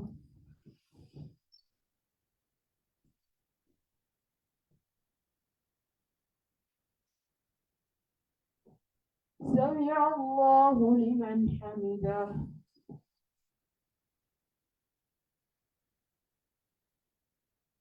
الله أكبر.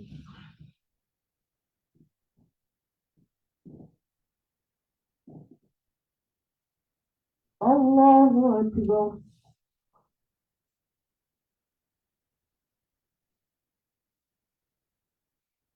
الله أكبر.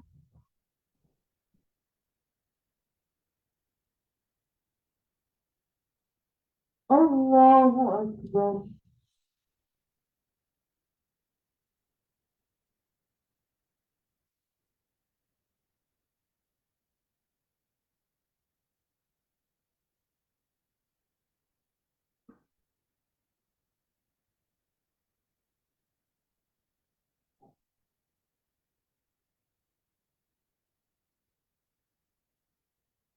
الله أكبر.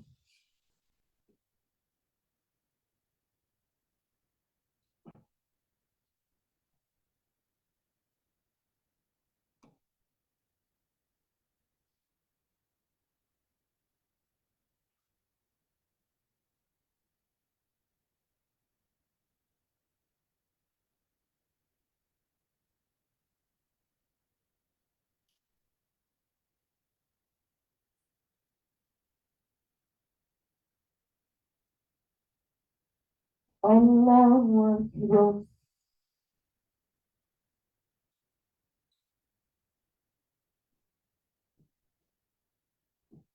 سمع الله لمن حمده.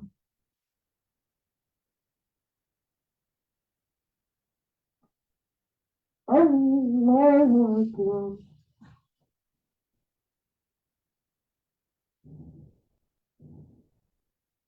الله أكبر.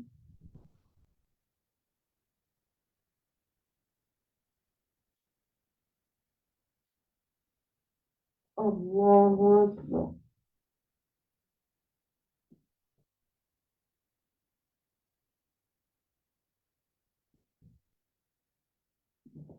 الله أكبر.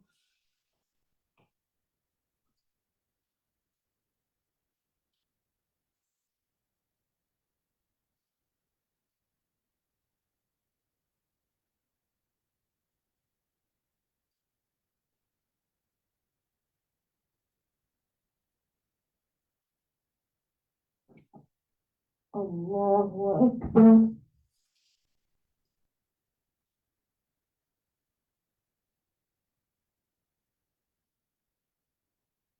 سمع الله لمن حمده.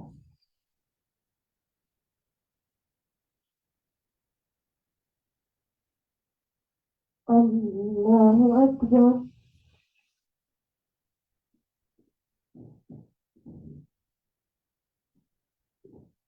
الله أكبر.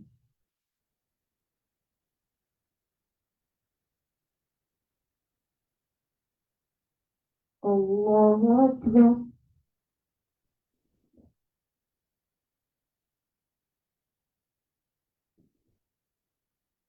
الله أكبر.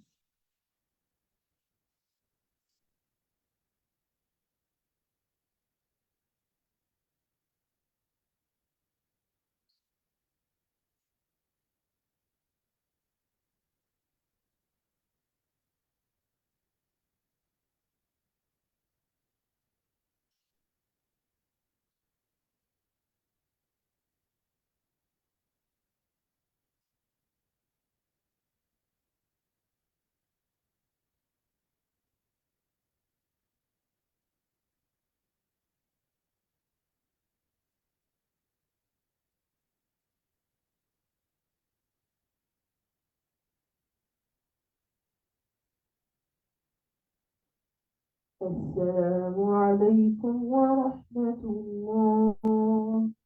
السلام عليكم ورحمة الله.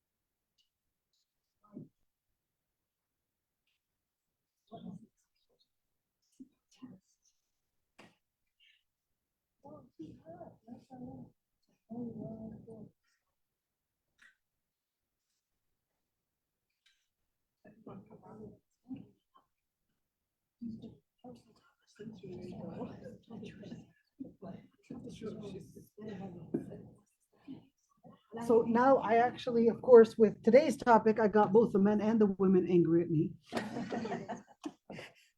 The men in the beginning, we kind of got them up and they're like, yeah, say it. And then they all of a sudden went down and like, you just slapped us. She just slapped us. Exactly. It's not slapping anybody. It's an issue of Justice. it's an issue of justice. You know, it's an issue of justice that sometimes just letting both recognize what usually happens in other people's homes is usually your story, by the way, without you recognizing those stories. They basically happen in same stories. You know, it's really strange how the phone calls that I would get, you're like, yeah, I've heard this story before. I've heard that story before. And it's really strange. And you wish that you can have them hear the other phone call of how it was exactly the same story. You know what deja vu? It's like, heard it before? That's exactly the same thing. And where you recognize, it's like, yep, this is a common thing. And that's why I would, for the men, recognizing and appreciating what the woman does is one main key. Complimenting on her appearance, on the food, on certain things that she was doing, letting her know that you recognize her contribution to her is enough. It's a cultural thing. It's not a cultural thing, it's a psychological thing. It's part of us. It's part of us. It's part of our nature. It's part of a woman's nature that she wants to be recognized. Isn't that why a lot of these women are actually walking like that in the street? It's part of our nature that as women, we want our appearance, our presence, what we are to be recognized. The men is the other way around. The men don't want necessarily that you recognize them as an appearance. No, they want their territory and power to be recognized. So is that respect? I hear that It's subhanAllah. It's just the way, you know, the way they are built is different. That's why Allah subhanahu wa ta'ala would tell you, it's very important for us to learn men and women's psychological differences through the lens of Quran and Sunnah. When you look at that ayah, it's actually teaching you a lot about women's psychology and men's psychology. And when for a man, recognizing that he is the decision maker, that he is the qawwam, that he is in authority, to him, that's recognizing what he is and who he is, and appreciating exactly the way that you want to be appreciated in your contribution. Exactly the same way. You want him to praise your appearance, your food, whatever you had done. Oh, the home is so well maintained. I love it. But, you know, it's so well done. But I wished you would probably dust those countertops. That would actually be perfect. What did you do? You actually praised her, but you just showed her that you recognized what she did, but just this little piece, rather than say, it's not clean. You just can't clean the house. You're this, you're behind with everything. Praise her in something and just one little piece that needs to be done. وَكَيْفَ تَأْخُذُونَهُ? We did that one. what I'm gonna do, But all of that can only happen if Allah is the center of your heart. there you go. Otherwise, you fall into pitfalls. That's why the Prophet ﷺ actually said, لا يدخل الجنة من كان في قلبه مثقال ذرة من كبر. Okay, You say would that not again. enter the Explain Jannah. it. You would not enter the Jannah if you had an iota of pride in your heart. Pride brings arrogance. That's why that arrogance within the household, Allah subhanahu wa ta'ala called it nushuz. That's a nushuz. That arrogance. Refusing to comply, refusing to accept that he is al-qawam at home. That's simply what nushuz is. That's nushuz right there. He's going to be held accountable. He wants to be the decision maker, by all means. Here's my objection to your policy. Here's why I think it's a bad idea. Here are the consequences if we are to apply this policy. You still want to go for the policy? Yes. Fair enough. Go for it. I don't agree with it, but I'll still have to accept it. That's it. Now, objection. I'm telling you, I disagree with that idea, but I'm still going to go for it because Allah subhanahu wa ta'ala asked me to obey you. But I disagree with your idea. Just keep going. That's it.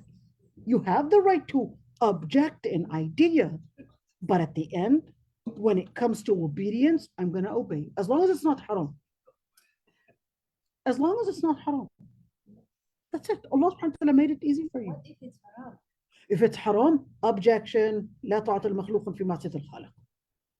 Then if he says still no, No, you disobey entirely. There's no doubt about that. then that's when we work. Most marital problems are not because of something haram. Mm-mm. No, no, not because of something haram. I'm not saying it doesn't happen. No, porn is actually a big issue that's ruining a lot of families. And men seem to be more addicted than women on that. Men. Porn. Yeah. So that's a very big issue, and it's very common. What if it's not haram, but it hurts the woman? What if it is haram? What do you mean it's not The haram? decision the man is making. What if- Oh, the what if it decision would- is making. Okay. What if it would hurt, like hurt me in the sense of emotional? Well, it depends on what we're talking about. It's a case by case. All right. If it's not haram Yeah. and it hurts the woman, I could only think of polygamy really. It's not haram, but it hurts her. I can only think, is there anything else? Can you give me another scenario? It could be like, for example, him attending to his mother more, or Him what? attending to his mother more. He doesn't have the right really to force his wife to necessarily attend her in-laws' homes or even be there. No, I'm saying Him to attend, so like he's not home a lot. he's not home a lot. He's not home a lot, or it's or like polygamy, or No, just so each case is different. So if he's not home a lot, then we would have to see why he's not home a lot. Is it because he's got two jobs that he's trying to cover up? And this happens a lot. That he's trying to make up to her expectations of what needs to be because she wants to live in this home and she wants this car and she wants to fill up her pantry. And by the way, problem with pantries is a big issue. They're filling up their pantries and then they're complaining of obesity.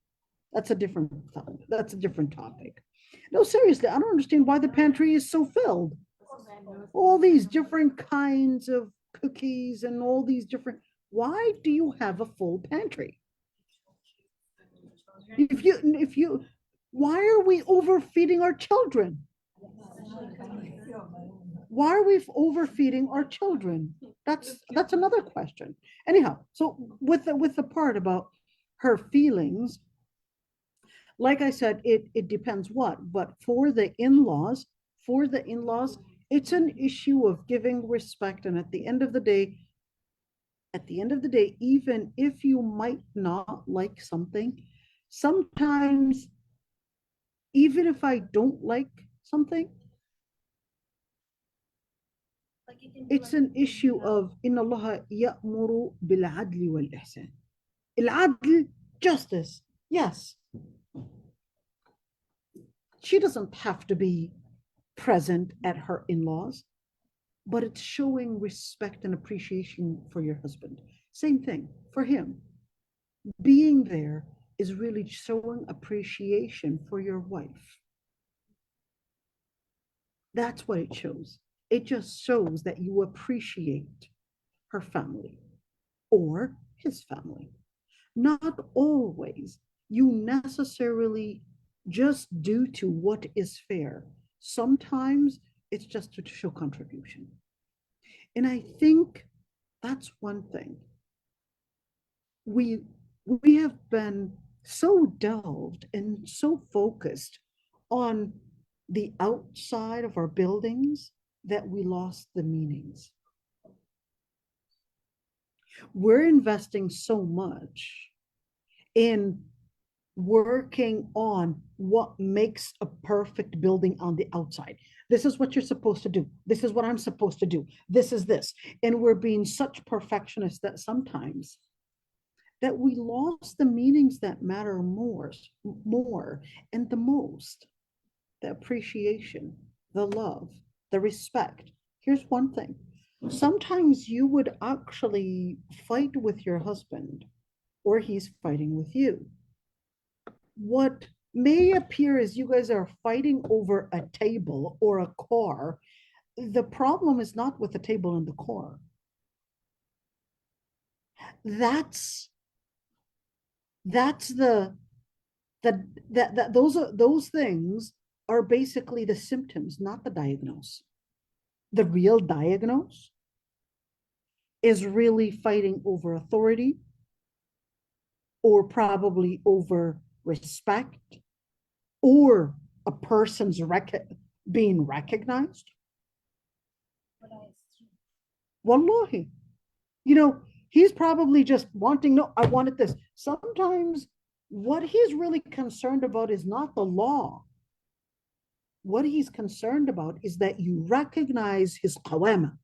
The point he's not trying to make that I want, yes, I don't want you, for example, to go to Aldi right now. For example, the point is not Aldi. He's trying to make a statement. I am al-qawam in this household and understand it. Sometimes, same thing. She's trying to make a statement. Appreciate what I'm doing. Recognize my contribution. Recognize me. Usually, the fights are about that. He's looking for authority and he's trying to demonstrate it. And she's looking for appreciation and she's trying to make you say it. Simple. She's trying to make you tell her that you appreciate it. And he's trying to make you recognize the authority and the qawam. That's probably 99.9% of the problems between the husband and the wife. That's it. Wallahi, that's it. He's trying to tell you, recognize my authority. And she's trying to say, recognize and appreciate my existence and my honor. That's it. Go ahead, my dear.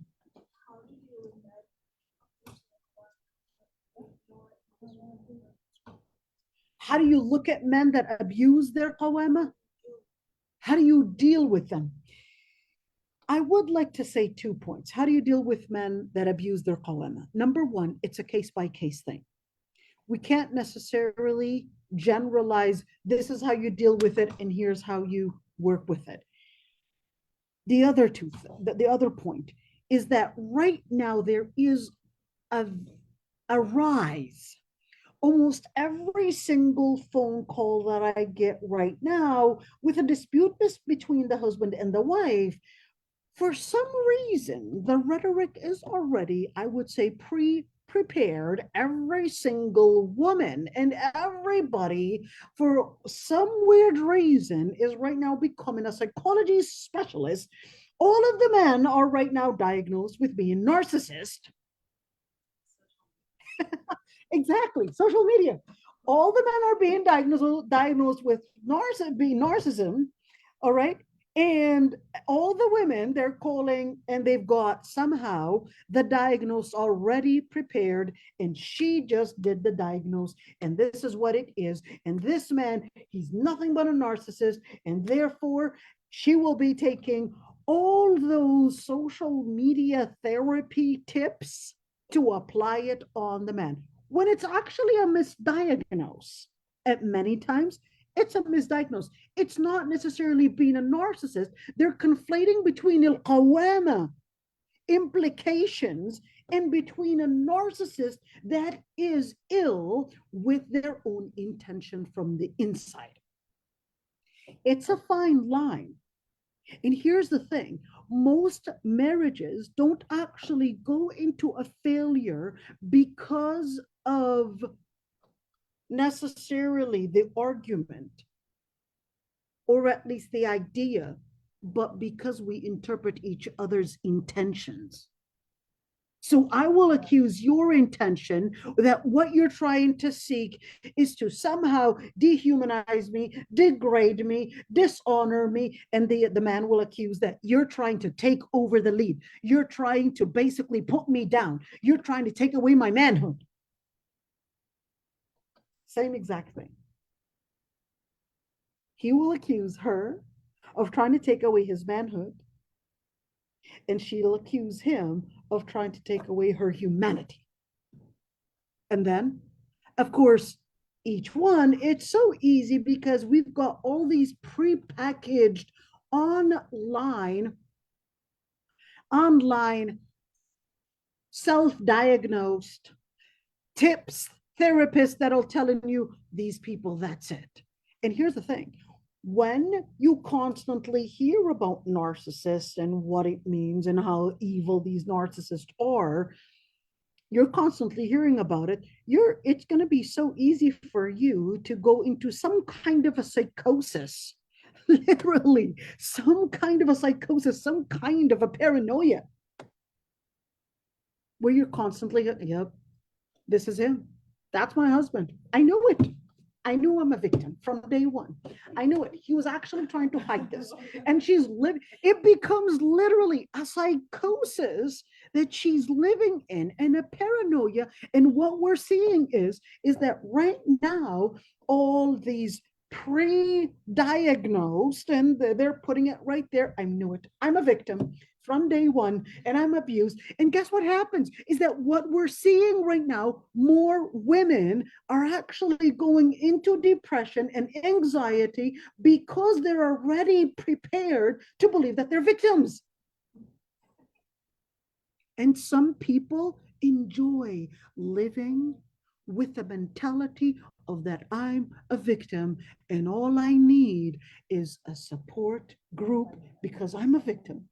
And she doesn't recognize that the whole case was actually based on nothing but literally a psychosis, a paranoia that actually took the garment and put it on the wrong body.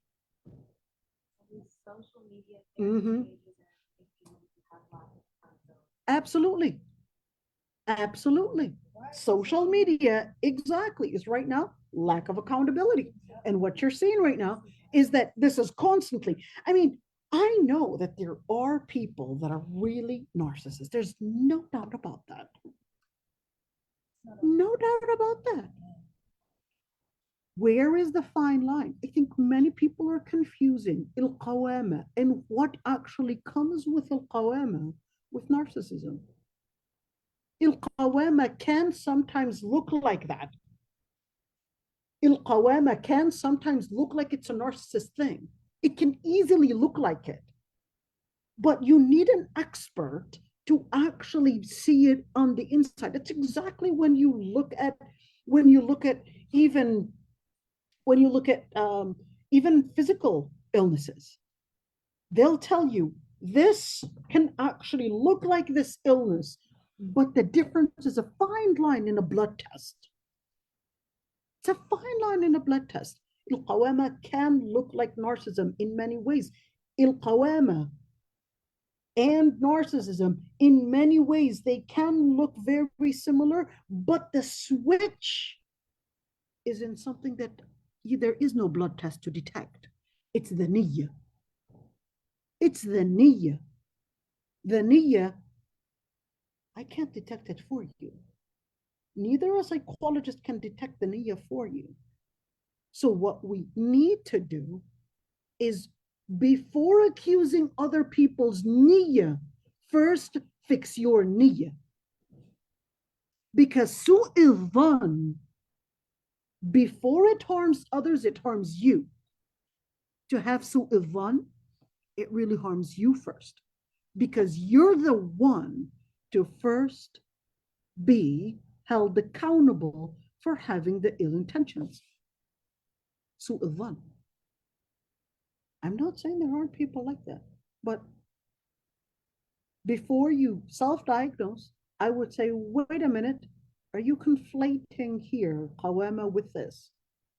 On what basis? But no, I do know. This is what he tries to do. And they'll start bringing all these stories, exactly like psychosis. They'll start imagining people attacking them, people tapping their phone, and they will tell you all these different signs and etc. Like, yeah, it's real. These celebrities are attacking me and etc. And they will live it like it's a real thing. And guess what happens with these people? Because their brain is living in it like it's a real thing, they'll actually develop anxiety and may even harm others because they develop a feeling that they need to defend themselves. What do? They make the wrong choices. They might actually become suicidal. They might even commit homicidal acts because they're getting these thoughts that's making them feel that you have to protect yourself. And these people are the people that are causing harm. These people are the people that are causing harm. And that's the same thing. And of course, homicidal thoughts or suicidal thoughts or all these different, let me say, even psychosis is actually at different levels. And many women cannot recognize that they're actually living these types of paranoia, thinking that this man is trying to target me, and it's at different levels. When this man is not trying to target you, this man is trying to put the home together. He's trying to put his qawama in place. That's the whole idea. But then when you try to explain it, the person in front of you has already built a thought in their head, and they're just so fixated with that thought. They start in search of evidence to prove they're self-diagnosed. And you end up really seeing a home collapsing. I'm not saying it doesn't exist. It does. It does. But I'm saying that there's a lot of wrong diagnose, and that there's a lot of confusion between al-qawama and such descriptions, at least. Go ahead, my dear. But like, so the answer, what do you do in a sense where it actually is like? So, okay, so in situations when a woman is harmed, it depends on the type of harm. Okay, if we're talking about emotional harm,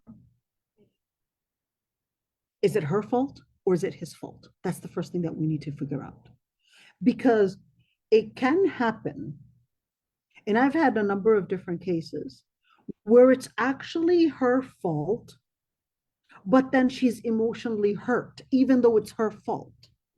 She's emotionally hurt and she doesn't recognize that she had actually caused the circumstance that she's in. She made those wrong choices and made those wrong decisions, and she put herself in that circumstance. And this happens a lot. I get this very often. I'll give you an example. Very common. That girls will choose to get married to this person. She insists. Turns out the guy wasn't as she had expected. Her family was against it. And then she would live with the victim mind that how come my family is not supporting me? You made the decision. You went against your family. You went against your dad. And he told you that this was going to be the consequence. So why is he supposed to pay the price for something he objected in the first place? It's not fair. You understand what I'm saying? And even when we talk about, for example, different circumstances, even at home, many times we would think if somebody is not emotionally happy with the decision that was made, that she's supposed to be happy at all times. Not necessarily. Certain decisions the man can make as a qawwam, even if the wife may not necessarily be too happy. Yes, I would ask the man to be wise and embrace the woman and give her the emotional support. I would definitely ask him to do that. Maybe we can give a scenario. All right? The man,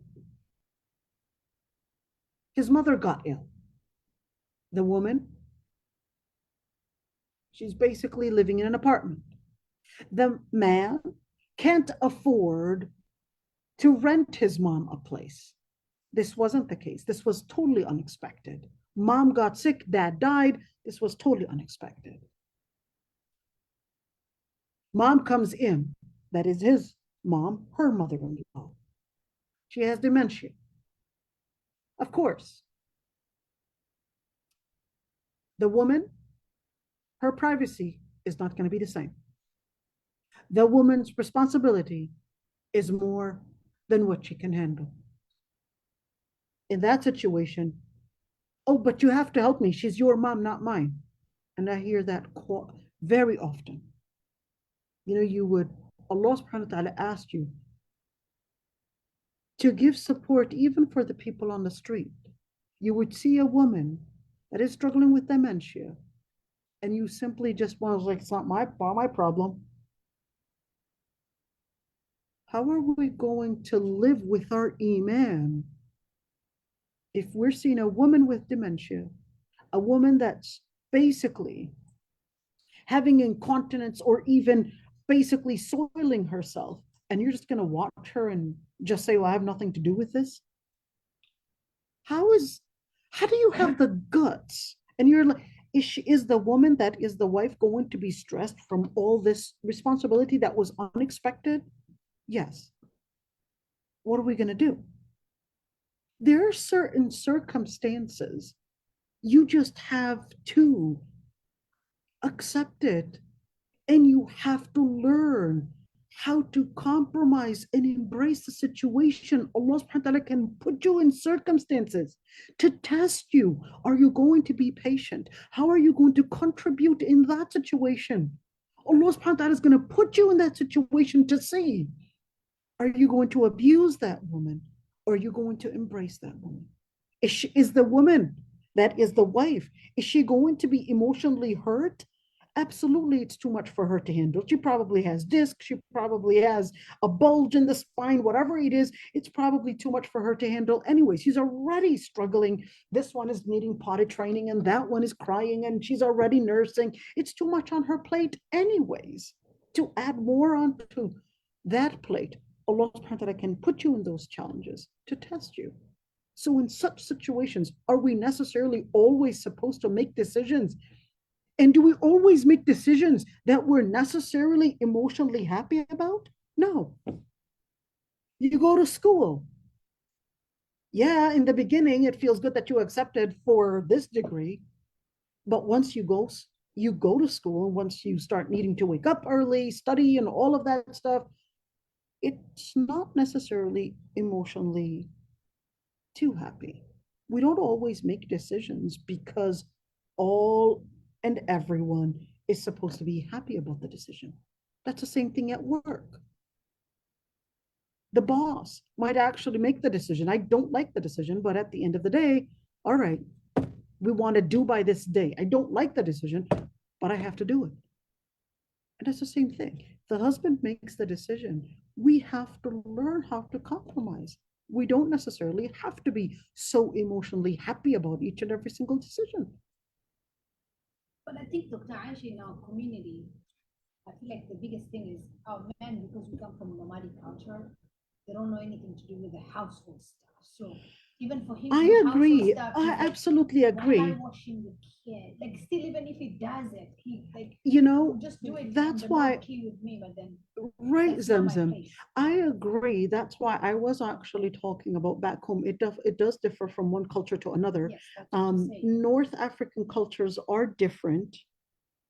They are different. Moroccans contribute, Algerians, so forth.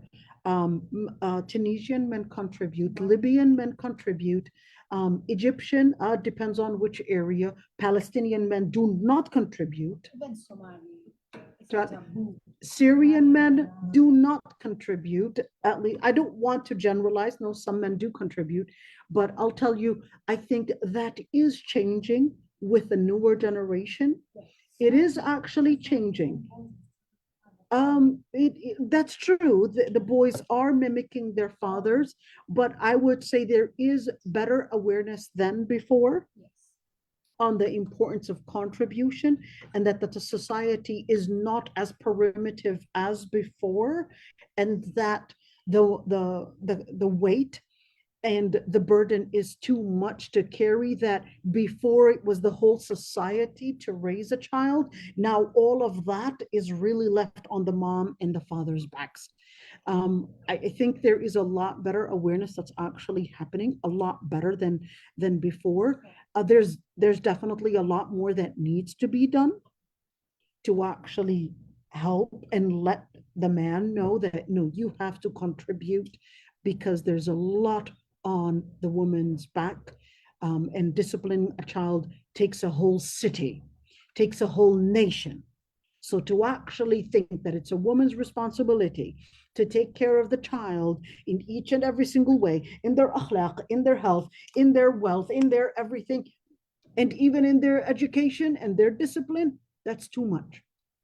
No, you have to do your job. Take your son to the masjid. Spend some time to let your daughter recognize that she's loved. That way she won't go to someone else to seek it. Let your daughter recognize, take it from you. Because me as a woman, when I give it to her, it's totally different than when a father gives it to her. Let her recognize that. Compliment on how pretty she looks. Go a fatherly time. Maybe you think that, oh, it's me being American. It's not me being American. It's basically recognizing that even your children, right now, it's important to even learn from the studies, even the psychology studies that are right now, yes, maybe Western studies, but don't we take Western studies in diagnosing oncology things, or pediatrics, or OB? Why should we be so selective and saying, oh, this is totally different? Al-hikmah dallatul mu'min. Learn from it as long as it doesn't contradict your deen. Even if we're talking about psychology, unless it contradicts deen, learn about it. Learn about adolescent psychology. How does the father contribute? The importance of a male figure. How can he take his children to the masjid? Sit with them, help them review their Quran, make the muraja'ah for them, sit with them, teach them math, talk to them about their clothes and how they have to, when your son is about to reach the age of puberty, talk to him about the akhlaq of how to not enter the women's area, talk to your your son about the hygiene and how to cleanse himself, how to shave, all of these different things. Those are important things that even the father sometimes has to teach the son how to do these things. And the woman has to do the same. She can also contribute. But when we're still living as if we're living at home and not recognizing that the society is changing, I would say that's one main reason why a lot of our Muslim societies are failing in our community in the West, is because the mother is failing. The mother is failing. You might wonder why the mother is failing. The mother is failing because you already put too much of a load on her. You want her, of course she failed. I agree with you, she failed. Well, she failed for a number of different reasons. Yes, part of it is lack of management, but the other part is that it was too much on her. The other part was too much on her. You didn't contribute. And then you're going to say she failed. Yes, she failed because you failed her too. Sorry. You failed her too. Where were you to contribute? How many times did you actually take your children to create a bond? Take them to the park. Sit with them. Tell them a story. Read a hadith and talk about it. Sit together and talk about the Muslim history. Take it ayah after ayah to learn about the Quran, to learn about Tafseer, to learn about how to treat you when you go older. Listen to what they're actually worried about. He came back crying from school. Lad, listen to him, talk to him. What happened? Why are you crying? But many times, Dad, oh, come on, man up. Why are you crying?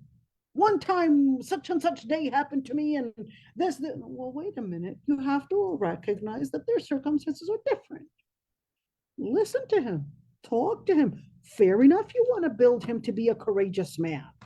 Great, good for you. But you have to recognize that the circumstances that they are in are totally different. Totally different. So contribute. Same thing with the man.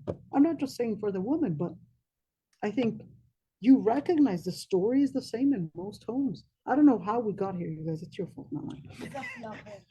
Sorry, now this is my narcissist side. Right? This was the best. We barely did any tafsir, ladies. We barely did any tafsir. But we did do a postmodern issue. That postmodern issue. Actually, it's not a postmodern issue. It's a contemporary issue. It's that contemporary issue. And this is daily life. Postmodern is different. So inshallah, on Friday, we definitely, inshallah, ya Rabbi, we will talk about this ayah and that ayah. There's actually a lot to say about these ayahs. I would have actually done it right now, but no, this needs thorough. I would think next or this Friday, inshallah, so next class, we would be spending the whole class 2 hours just on these 2 ayat. Those are just 2 ayat. But they're whole page. No, it's actually less. It's from here to here. So that's 2/3 of a page. Yeah, almost half a page. Yeah, it is just really important. I don't think, well, maybe we will try to go up to here. So we'll see, inshallah. Any questions? No, I've said too much already. Go ahead, my dear. Clarify the now. Go ahead, my dear. About prevention, how that's like the best way for a marriage to prevent like marrying someone doesn't have the quality. But then how do we convince our awliya or our walis to safeguard our nafs and like ask these questions when it's not normal? So here's one thing. Your wali, usually it depends on what culture they're coming from, but a wali most of the times actually looks for money and money and money. So your wali is more looking, well, show me.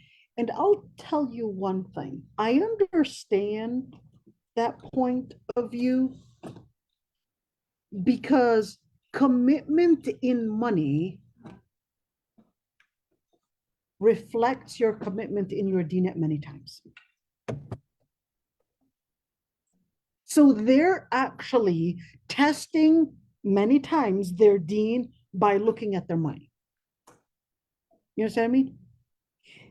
Because when you look at men, their money is usually their principal. If a man is taking their money through the lens of principle, it will be noticed on money. We'll be able to see it on your bank account. You understand me? Your bank account is going to reflect one. Oh, pay attention. Your money is going to reflect not only income, but your priorities in deen, your health. 4, your money management and how seriously you're considering money management in looking ahead down the road. Are you a man enough to consider money management? Are you looking far ahead, or are you just looking at paycheck to paycheck? Or do you have future plans? Because true manhood is planning 10 years from now, not 3 and 2 years, but 10 years from now. But if you're wanting to buy a car, a fancy car, where you're paying $400 a month, but then can't even afford to pay the rent, you're not a man. You're a little baby teenager. Simple as that. If you can even think that having a home is more important than having a fancy car, you're a little teenager. Simple as that. You see what I mean? So when your wali looks at money, it doesn't necessarily mean he's disregarding that. He's testing his deen by looking at the money. What kind of a job does he hold? That's going to tell you. Does he care about halal haram? You see it? What kind of job does he hold? How much money is he making? That probably wants to say, how long has he been holding that job for? Because if he's a quitter, he's going to quit soon on you too. If he can't hold a job long enough, that means he doesn't know what patience is. He doesn't know what it means to maintain despite all the challenges. He's looking for a fantasy, not for a commitment. And remember, al-akhlaq is based on justice, patience, satisfaction, iffa, and shaja'a. To be a man, those are the foundations. Does he recognize justice? How am I going to know? Look at the money. Look at the money. It's easy to sell talk and say things. Look at the money. Then ask about him, not you. Interview him. Cheap talk is easy to give. Cheap talk is easy to give. You want to test a man? Ask about his akhlaq in public. Ask about him with his friends. Let his friends tell you the reality of who he is. All the promises that he's going to give you, that doesn't mean anything. Anybody can give fake promises. You want to test him? Show me the bank account. We have to revive. Also, if I do a background check for you to rent my house to you, why don't I do a background check to get my daughter married to you? Why not? I would do a background check to rent my house to you, but I don't do a background check to give you my daughter. No, do a background check. Which one's even more valuable? The house? The car? The daughter. The daughter. Do a background check. Yes, there's nothing wrong. I'd like to see a 3-month bank statement. Can I ask that? Yeah, you sure can, baby. I'd like to see a 3-month bank statement to actually see how you manage your life. Why not? Why not? Why not? Is he buying Caribou coffee when he can't even afford? And that's going to be what? 7 times every single day, 7 times 30. All right. How much is that going to be? That's going to be almost what? What if they want the girl drinks? Well, I mean, fair enough. If she can afford it, if he can afford it, drink Caribou coffee with a cake on the side and lemon cake with poppy seeds. Good for you.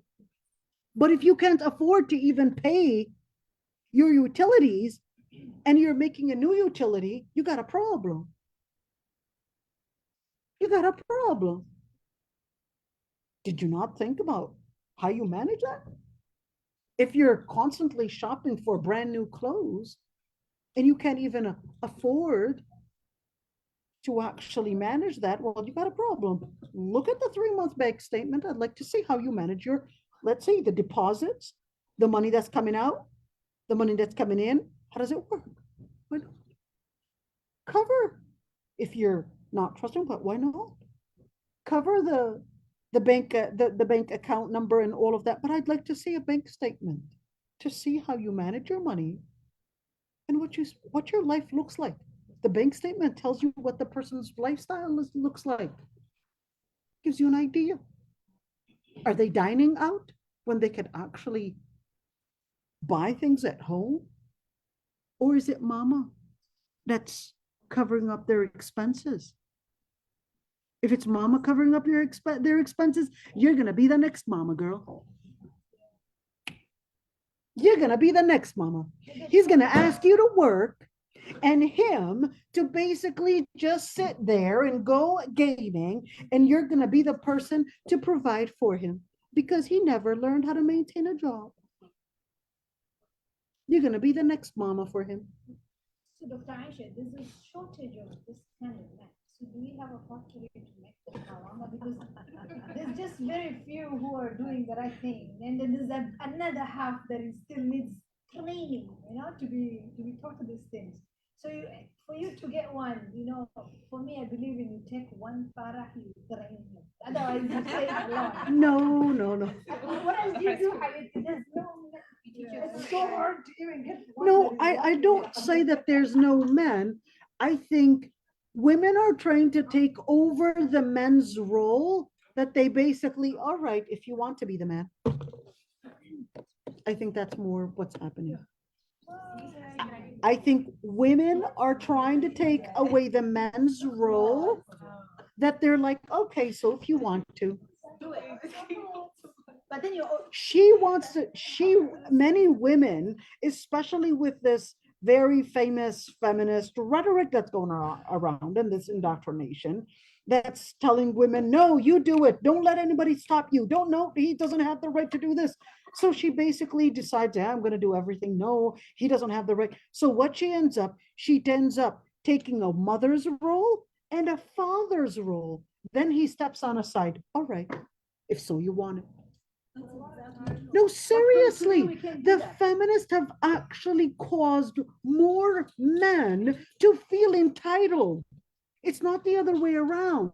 They actually think this is real. They actually think it's making the men act responsibly. No, the feminists are making the men become more entitled. Absolutely, because when you're going to be like, no, you make the word, how you don't let a man control you, etc. She basically then wants to control. When she wants to control, what happens to her? She took the role of a mother. And then if she wants to control, now she's taking the role of a father. Now she's the father and the mother, and the man is like, all right, you want child support? That's all I need to pay? Here's your child support. Now I don't have to even be there at all. I'm done. What happened? It was basically the feminist rhetoric. If you're going to keep on expanding your area of power to control and go into his territory, you are the one that basically made him step down from a role and a major responsibility he was supposed to be in charge of. You took it away from him and to him, all right, if so you want. You also say today that Allah is going to hold me accountable. So officially after this class, Allah subhanahu wa ta'ala is not going to hold you accountable for a decision that he had made and that was within the realm of halal.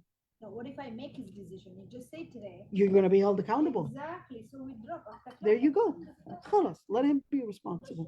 Sorry, ladies. I know we kind of went into so many different things. I am so sorry. By the way, I'd really like to, just a fast thing. I'd really like to hear you. I know you want to go. That's going to be a very funny question. But I know many are going to misunderstand what I'm saying. I'm going to see men hate me, and I'm going to see women hate me. Women are going to call me misogynist, and men are going to say feminist. And on both ends, I'm not going to be done. I think it's very helpful. I think honestly, well, not for me, my husband's great, but I think it's great. But I just feel like I talk to lots of young women, and I feel like don't know, or they don't know, because I was married for a while and I decided to do the research. You have to read how men are, and men have to read learn about how women are. Allah made us the way Allah made us, and if we just get back to the basics of what Allah made us, we have bliss. Yeah. In a certain context. Obviously, this life is illusion, but psychology matters. Psychology Oh, is yeah. the root. Oh yeah, it's a root. Absolutely. So ladies, I'm not anti-women and I'm not anti-men.